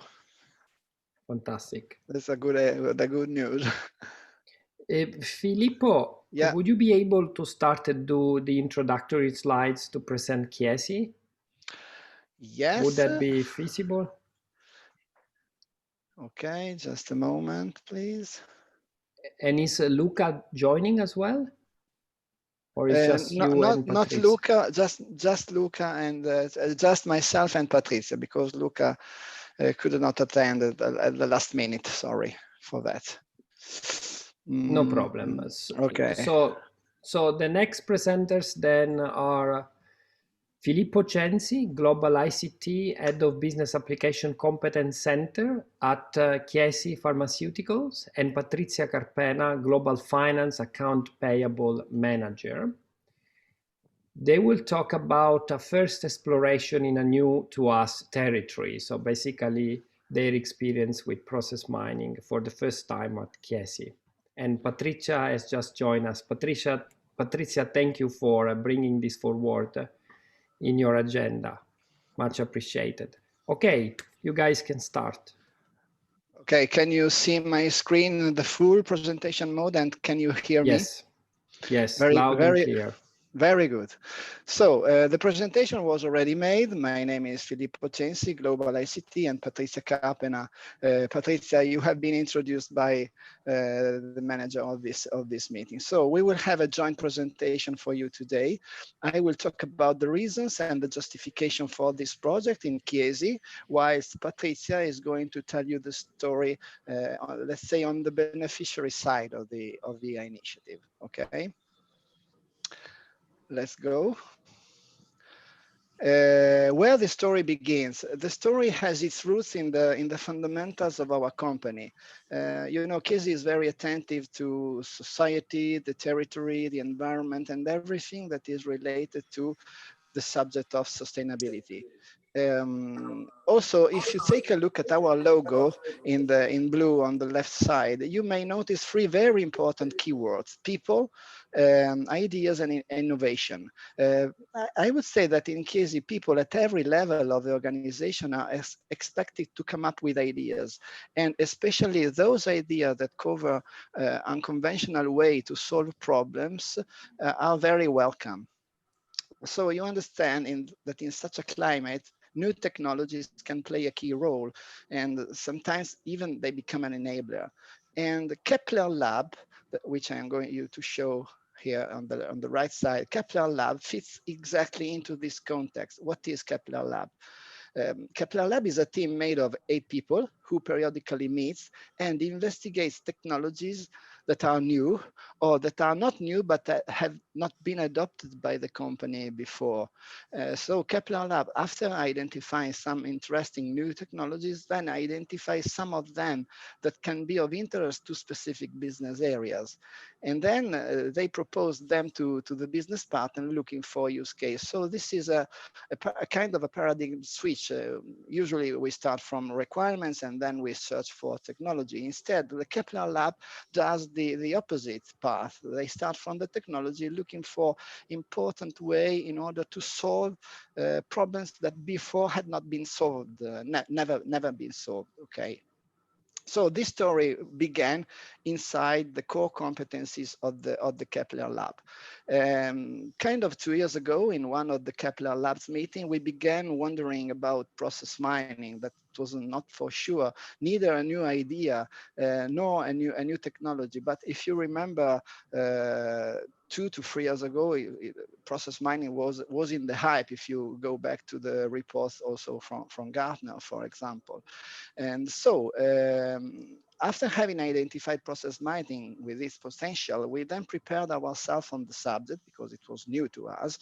It was a new to us territory, and then began to talk to some colleagues who we thought might be interested on this technology. And we were lucky because we identified them on the very first attempt. In fact, colleagues from the procurement department down to payments, so administration, I mean, actually confirmed their interest in shedding light on the process that was cross-cutting their departments, I would say. And so once we had found the customer, and together we did the budget, we went in search of the platform. So we analyzed the market, we launched the comparative feasibility study between some platforms that were already on the market. We concluded the feasibility study, and then in the end we chose to drive our story with My Invenio. Here you can see the project statement directly taken from the project charter. This is a statement made of 33 words. You know, you have to write less than 50 words if you want to hope that the CEO reads your paper without getting to sleep. But more interesting than the project statement, I would say, that are the aims that we wrote down into the project charter. The objectives of our project were quite obvious. They are all the objective of a typical process mining project. So we wanted, first of all, to understand the differences between I would say the sad real world of our process if compared with the platonic ideal process that we had formerly designed. We wanted also to identify, I would say, failures in terms of violations and deviations of the process, always comparing it to the ideal world. We also wanted to understand the performance problems in our processes, looking for bottlenecks or repetition in activities. We also wanted to let's say analyze the possibility of having pain points in terms of the organization supporting the process itself. But the good news is that all of this was not done for its own sake. We didn't limit to analyze the situation, but we wanted to, starting from the result of our analysis, we wanted to introduce changes at the level of the processes, changing maybe also in the human behavior of people in the processes, and also changes, and we are dealing with this hypothesis just today, changing thanks to looking for improvement through the automation, the introduction of automation, for example, using software robots. The architecture is fortunately simple. It was not an issue on this project because the data of our inspection are all collected into our ERP, so we only had one source of the data, and My Invenio has already made connectors to SAP. Yeah, of course, we had some customization because of the existence of custom fields on our implementation in SAP, but let's say it was not an issue, the technological aspect, no problems at all during the implementation. Just a very quick glance to the project team, just out of gratitude to the colleagues who have worked, but not only for that. I'm using this slide just to highlight that a very limited number of people who are working mostly in spare times, not for sure full-time on this initiative, and working in a very limited time frame made of less than 3 months, realized the platform. Let's say that in 11 weeks, we had the platform configured, the data loaded and ready, the reports ready for the business to begin with their analysis. So they began at the middle of June to play and to indulge with the platform in order to begin their inspection. So this is the story. I would leave the stage to Patrizia, my colleague, that is going to show you how was the point of view of the business and the results collected during our initiatives. Okay, Patrizia, over to you. Thank you, Phil. Thank you very much. So from the business point of view, the goals that we want to achieve with this project was to analyze the procure-to-pay process from the beginning, from the purchasing request to the end, to the payment of the invoice. For doing that, we prepare in the system, in My Invenio, a model of our perfect idea of the procure-to-pay process. And then we insert all the data from SAP, and we consider in our analysis all direct and indirect costs cost and all the cost center that were involved in SIP process and in account payable process. The second, please. Thank you. This is the screen, a print screen from my venue, where we can see the flow, the process, the P2P flow in our company. And here you can see all the connection of the activities, and we consider as the main central point from our process the approval of the order. And starting from this point, we connected all the activities that were before and after this process, this point. This screen allows us to understand the frequency of the activities and also the numbers of the case. But what did we perceive as pain points in our business? First of all, a long lead time in our process, because we see long time to have all the activities. And then also some reworks and some workless activities, and also a less automation in this kind of process. Starting from this feeling, we have some needs. First of all, we have to check the compliance of our model to our process, to the model that we have in our mind, and also to identify some maverick buying that could be in the process and that could affect our process. After that, we also wanted to compare the conformance of this model to our global template and in the end, also to have some real analysis of this process with the objective data. Starting from this, we decided as a finance department to start with a project in order to identify any deviation of the process to pay process, in order to understand if there were any issue and where there were identified in the process. So for doing that, our focus was in the final part of the process, because we are at the final part.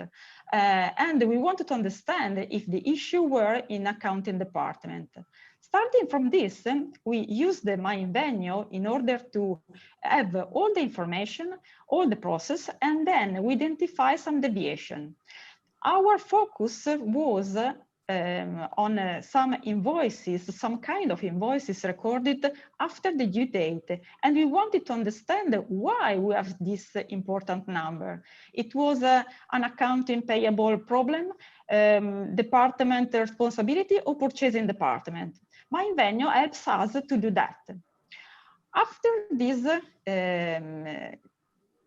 identification, we have some result, and doing that, we used the other part of the system, analytics, that made evidence that there were deviation before the invoice recording. So another point of the system, of our process. And analytics with the statistic and graphics allowed us to verify where the phenomenon was distributed in our company, and especially which department and which supplier were affected by this deviation. After that, this is an example of the graphic that we used to make our analysis, and the orange line is the maverick buying above this deviation for the years that we take into consideration in our analysis. Where we are today? Today, we have just finished to collect all the information from our department and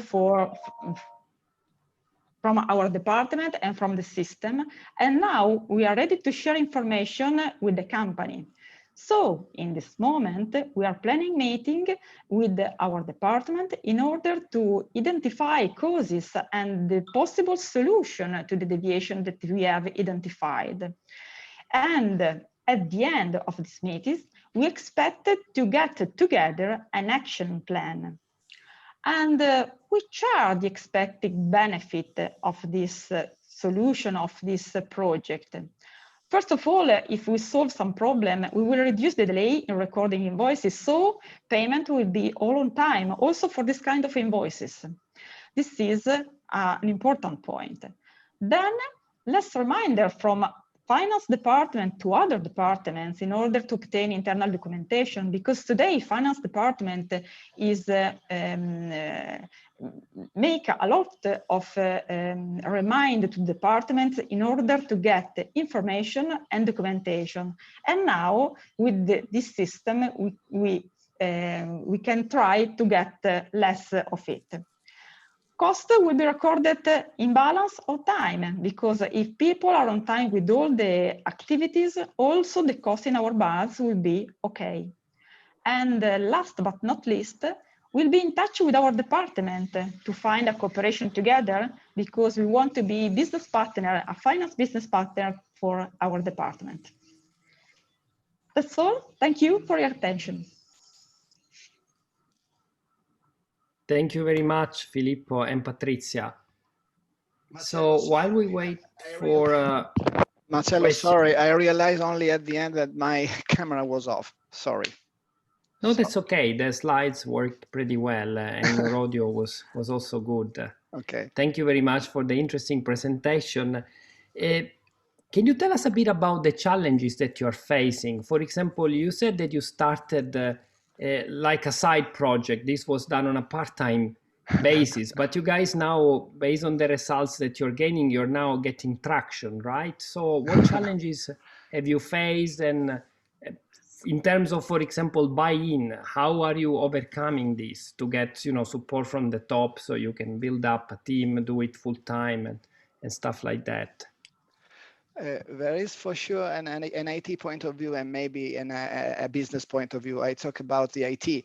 It was a success mainly because we realized it with spare time and in a very little time, also in terms of the time frame. So people in the company talked about this result, and it was also for us the possibility to talk about this project also to other functions in the company.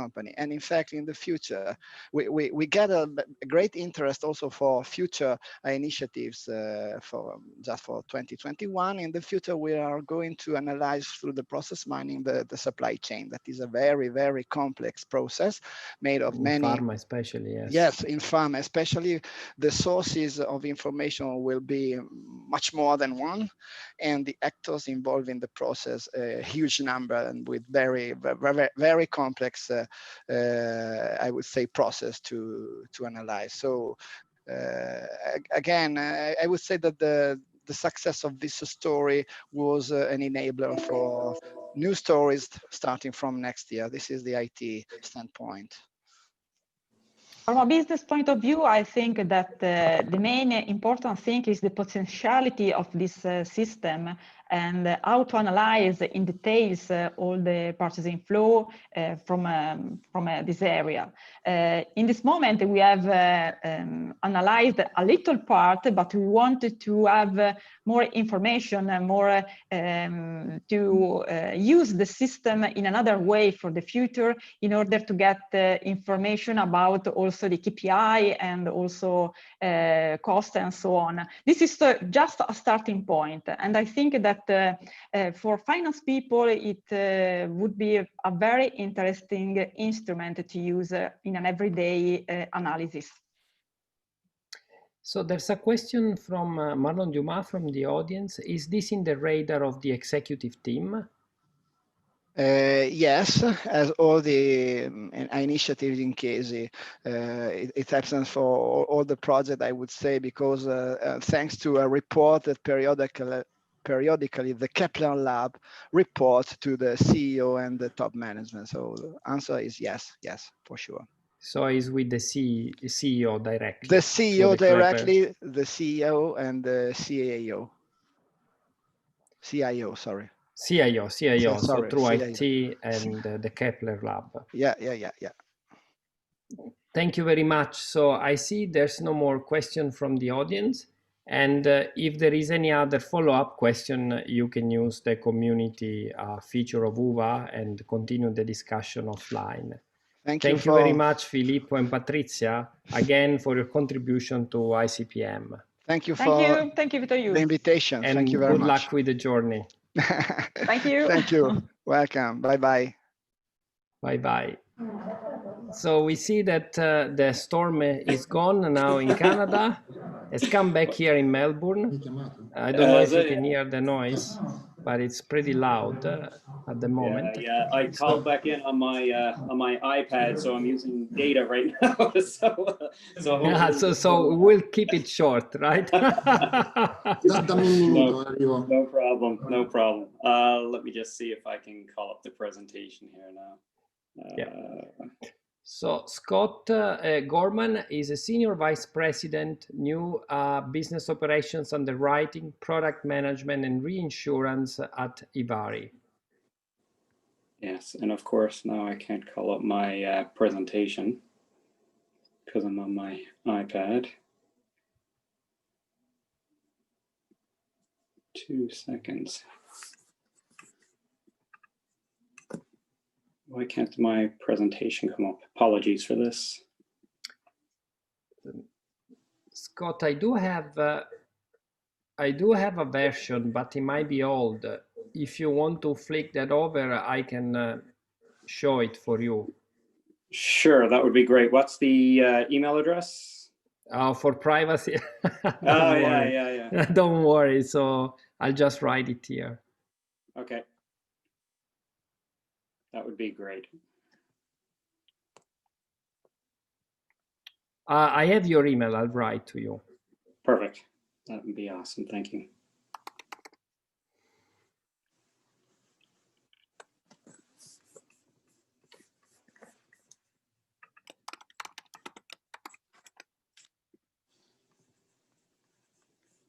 Yeah, I sent you an email. All right, I am sending you the presentation right now.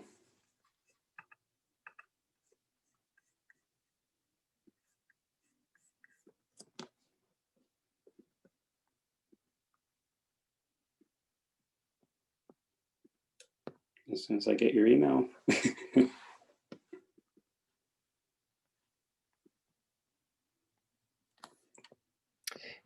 By the way, in the iPad, if you are in the iPad, you can try to share your video, your screen without sharing your video, and that might work. Okay. Try now that you're not sharing the video.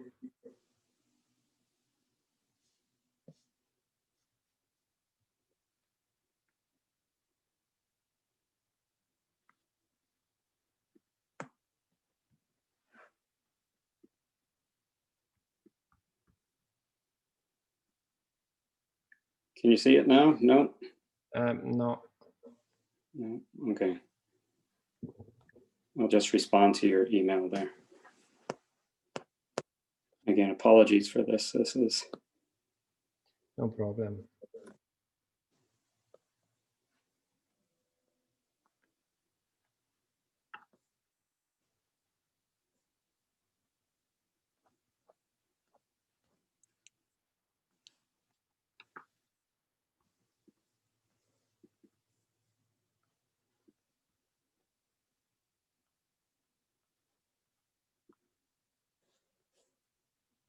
Okay. Hopefully you have it now. It's traversing the ocean and gone. Okay.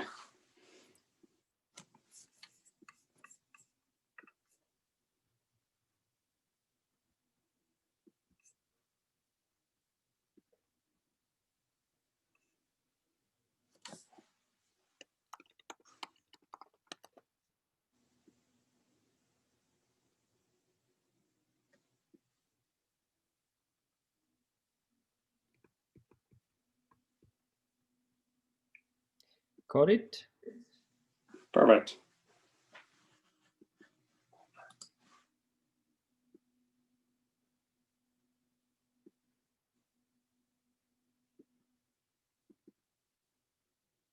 Oh, it's corrupted because you send it zipped, right? Mm-hmm. Yep. It's corrupted. Okay. Or maybe if you have it on Dropbox or OneDrive, you can share me the link. Okay.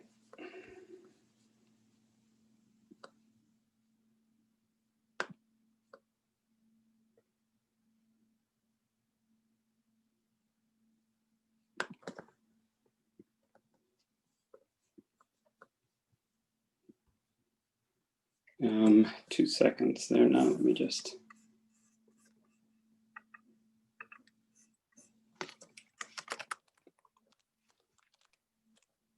Marcello, otherwise we have a previous version, so I can start it right away if you want.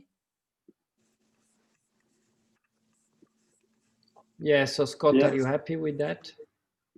Sure. Actually, let me just reply to you one more time. And here's the PowerPoint version. Let me just give you a PowerPoint version without it being.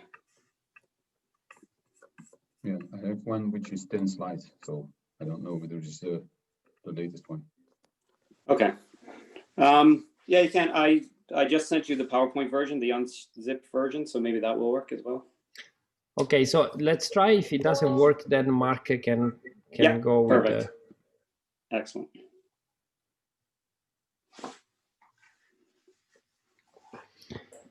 What time is it over there? It is. I lost count. 10:53. You don't want to know what time is here. I know I don't want to know what time it is. It's 5 minutes to 2 a.m. Wow. Jeez. Did you get the PowerPoint? Not yet.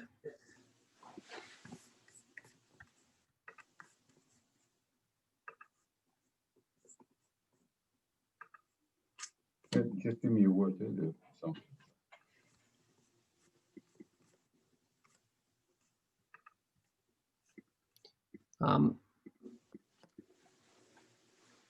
No, you can put up the old one. No, That's but okay. This is what I have. So maybe we just start with this, and once I receive the other, I do a hot swap. Okay. Okay, let me share my screen. That's the same than I have, right, Marcello? I believe so. Yes. Okay. That's the one. Look. Yeah. Yeah, you can call that one up. That's okay. Let's start here. So yeah, we want to take. We'll try to keep this as brief as possible at 2 a.m. But I'm here just to present you on a case study of what we've done over here at Avari, which is a life insurance company in North America. And just show you the process that we went through from a process and task mining perspective. Next slide. So just quick update, who are we? Who is Avari? So we're a Canadian life insurance company, 80 years old. We have about $10 billion in assets and revenue that's a little over $800 million a year. So a decent mid-sized life insurance company in Canada. And we are a traditional life insurance company that we sell. So you can imagine, I'm sure life insurance across the globe is the same everywhere. Very antiquated systems, lots of legacy issues, lots of old mainframe systems. So just like anything, our key focus over the last couple of years have been modernization, increasing the profitability, and improving our processes. Next slide, please. So what was done, what we did is we started with a couple of our departments, which was specifically the new business department, the claims department, the processing department, so what we would call life administration, policy admin, tax holder, and what we wanted to do is look for ways that wasn't non-intrusive to our people. So bringing our subject matter experts into a meeting room, taking their time away from being productive. So we were looking for a method that wasn't intrusive to their time, but also very reliable in the data that we've got. And we were also looking for opportunities to modernize. So when we did this, we enlisted the services of serial logic process task mining from that perspective. So how was it done? So if we looked at the systems. So what were the systems that our people were using? What were the processes, the tasks that they were doing? The screens, we found the screens were critical in understanding how they were using the screens, the number of screens that they would have to flip back and forth through. And from that perspective, then the exact activity that they were doing at each moment. And also, you know, we say who wait for who, which means was there bottlenecks in our system? Were the people sitting down being idle because they were waiting for information from somebody else? If you want to go to the next slide. So what I'm going to focus on here is one specific case study in the interest of time, which was our new business unit. So our new business unit is divided into two groups. There's about 45 people in total in that department. And they're responsible for setting up new business applications. So the applications that we get in for life insurance perspective, and then also issuing the policy once it's approved through our underwriting department. What we did is over 3 days, we recorded all of the activities that they did. What that resulted in is 404 cases being analyzed by 10 agents. So from our new business application perspective, setup perspective, that was 224 cases and 37 hours of recordings. And that is at the keystroke, recording everything that they do. And then we did a new business issue process. So again, 5 agents there, 180 cases and 22 hours and 24 minutes of recordings. Which, as you can see, by doing the process that we did is capturing the specific details using the tools available to us. You can see, you know, we could even get to an average of, it was 10 minutes and 4 seconds in terms of how they set up a policy, in 7 minutes and 28 seconds just to do the issuing of the policy. So very precise information. You can go to the next slide now, Marcelo, please. So findings and savings. So just in those 3 days alone, we were able to find that, you know what, even though we thought they were using the system, we had built some automation at that point. But what we found was from a manual validation, so the amount of time that our staff was using validating data that was already in the system, in the setup process, an extra additional 15% of their processing time was validating data that already existed. In the issue process, which is staggering 34%, the data was already there. So what they were validating was beyond us of why we would do additional checks and balances. Also then from reviewing the scan documentation and manual validation. So again, scan documentation, the information's already there. They spent another 16% of the time, and then another 13% of the time of their processing time. So just in combination, as you can see, a lot of time spent revalidating data, redoing activities that we thought didn't even exist. How did we do that? We generated a whole bunch of detailed process maps, process flows, activities, SLAs with respect to how long each task actually took. And we also did screen captures and time metrics. So at the end of the day, it was determined, and this was just in our new business section, that our new business application setup, we could eliminate 42% of their processing time, and then the issue process, 65% of their processing time. If you want to just go to the next slide, please. That would be great.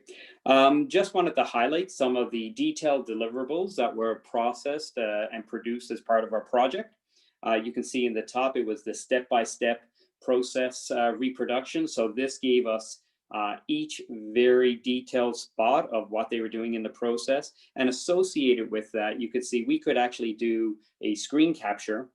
So we were actually seeing how they were using all of the different systems. And as you can imagine, just to set up a policy involves probably 6 different systems on our end. Like I said, we're an old legacy life insurance company. So our solution to everything is launch a new system to solve one specific issue.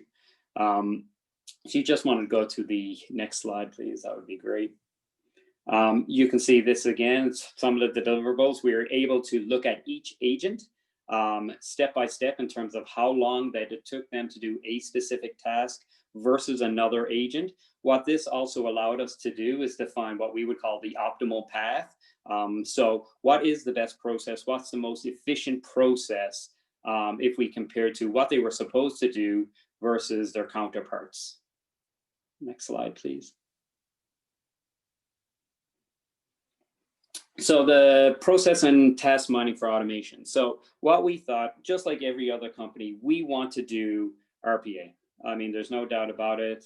We want to implement as much automation, implement robots as much as we can. But what we found is we tried to do one as a pilot and it just wasn't working. And why wasn't it working? Because we were trying to automate processes that weren't efficient, that weren't working. So for us, it was understanding our end-to-end process was critical. And that's what we have done now. We continue to do our process mining. In fact, we've just engaged in another project to look at our finance department and our corporate actuarial departments. These are areas where you would normally don't think about process mining and think about automation. But I can attest to you that once you understand the process and the data that's required and getting into the details, that no department is exempt from process mining. If you just want to go to the last slide, please. Or is that the last slide of this presentation? I don't have any more slides. Oh, okay, so that's fine. So I mean, that's fine. Yeah, there was a couple more in the newer presentation. Let me see if in the meantime we got it. I can call it up on my computer here. But so I mean, at the end of the day, for us, I think the value of process mining was generating precise process maps. You know, with the ability to focus our attention on the variances across the department, within the department, looking at agent by agent. I mean, our standard operating procedures highlighted one thing, but what we ended up doing is revamping our standard operating procedures because nobody was even following them anyway. It was also important from a structured, unstructured processes to be documented. There's a lot of off the side of the napkin. You know, it's important to capture that. Because that makes up a large part of the process that normally it doesn't get captured anywhere. And I think for us, finding a solution or a tool that was non-invasive, there's nothing worse than having a consultant sitting next to you with their stopwatch, asking you every question of what you're doing, feeling like you're being audited. So for us, you know, trying to find solutions that was non-invasive but gave us all of the data required is paramount to the point that, like I said, we've been able to take our process mining activity that we started in a new business and now it's extended pretty much all the way across the company with success of anywhere from 25% efficiency up to, in our case, new business, which is 65% efficiency. We're at a point now where we auto issue 80% of our policies without any manual intervention, which we started with 100% manual intervention. You know, so for us, it's process mining, understanding the data, really digging in, getting very accurate and precise data. And I think it's critical. And, you know, we've used just say we use Stereologic for that. And I think it's from that perspective, it was a great tool for us to be able to get the information that we needed. That's my summary. That's my short and sweet and try to get us back on track. Thank you very much. You did a great job, Scott, given all the problems that we faced. Thanks a lot. And thanks also for the interesting presentation. We are only 5 minutes late, which is a record. Good. So don't worry, that went well. I can speak fast. So I'll start off with a question, and maybe we see if there's one more coming from the audience.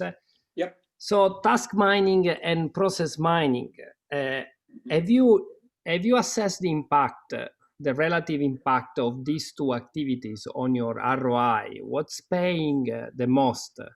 Is it process mining? Is it task mining?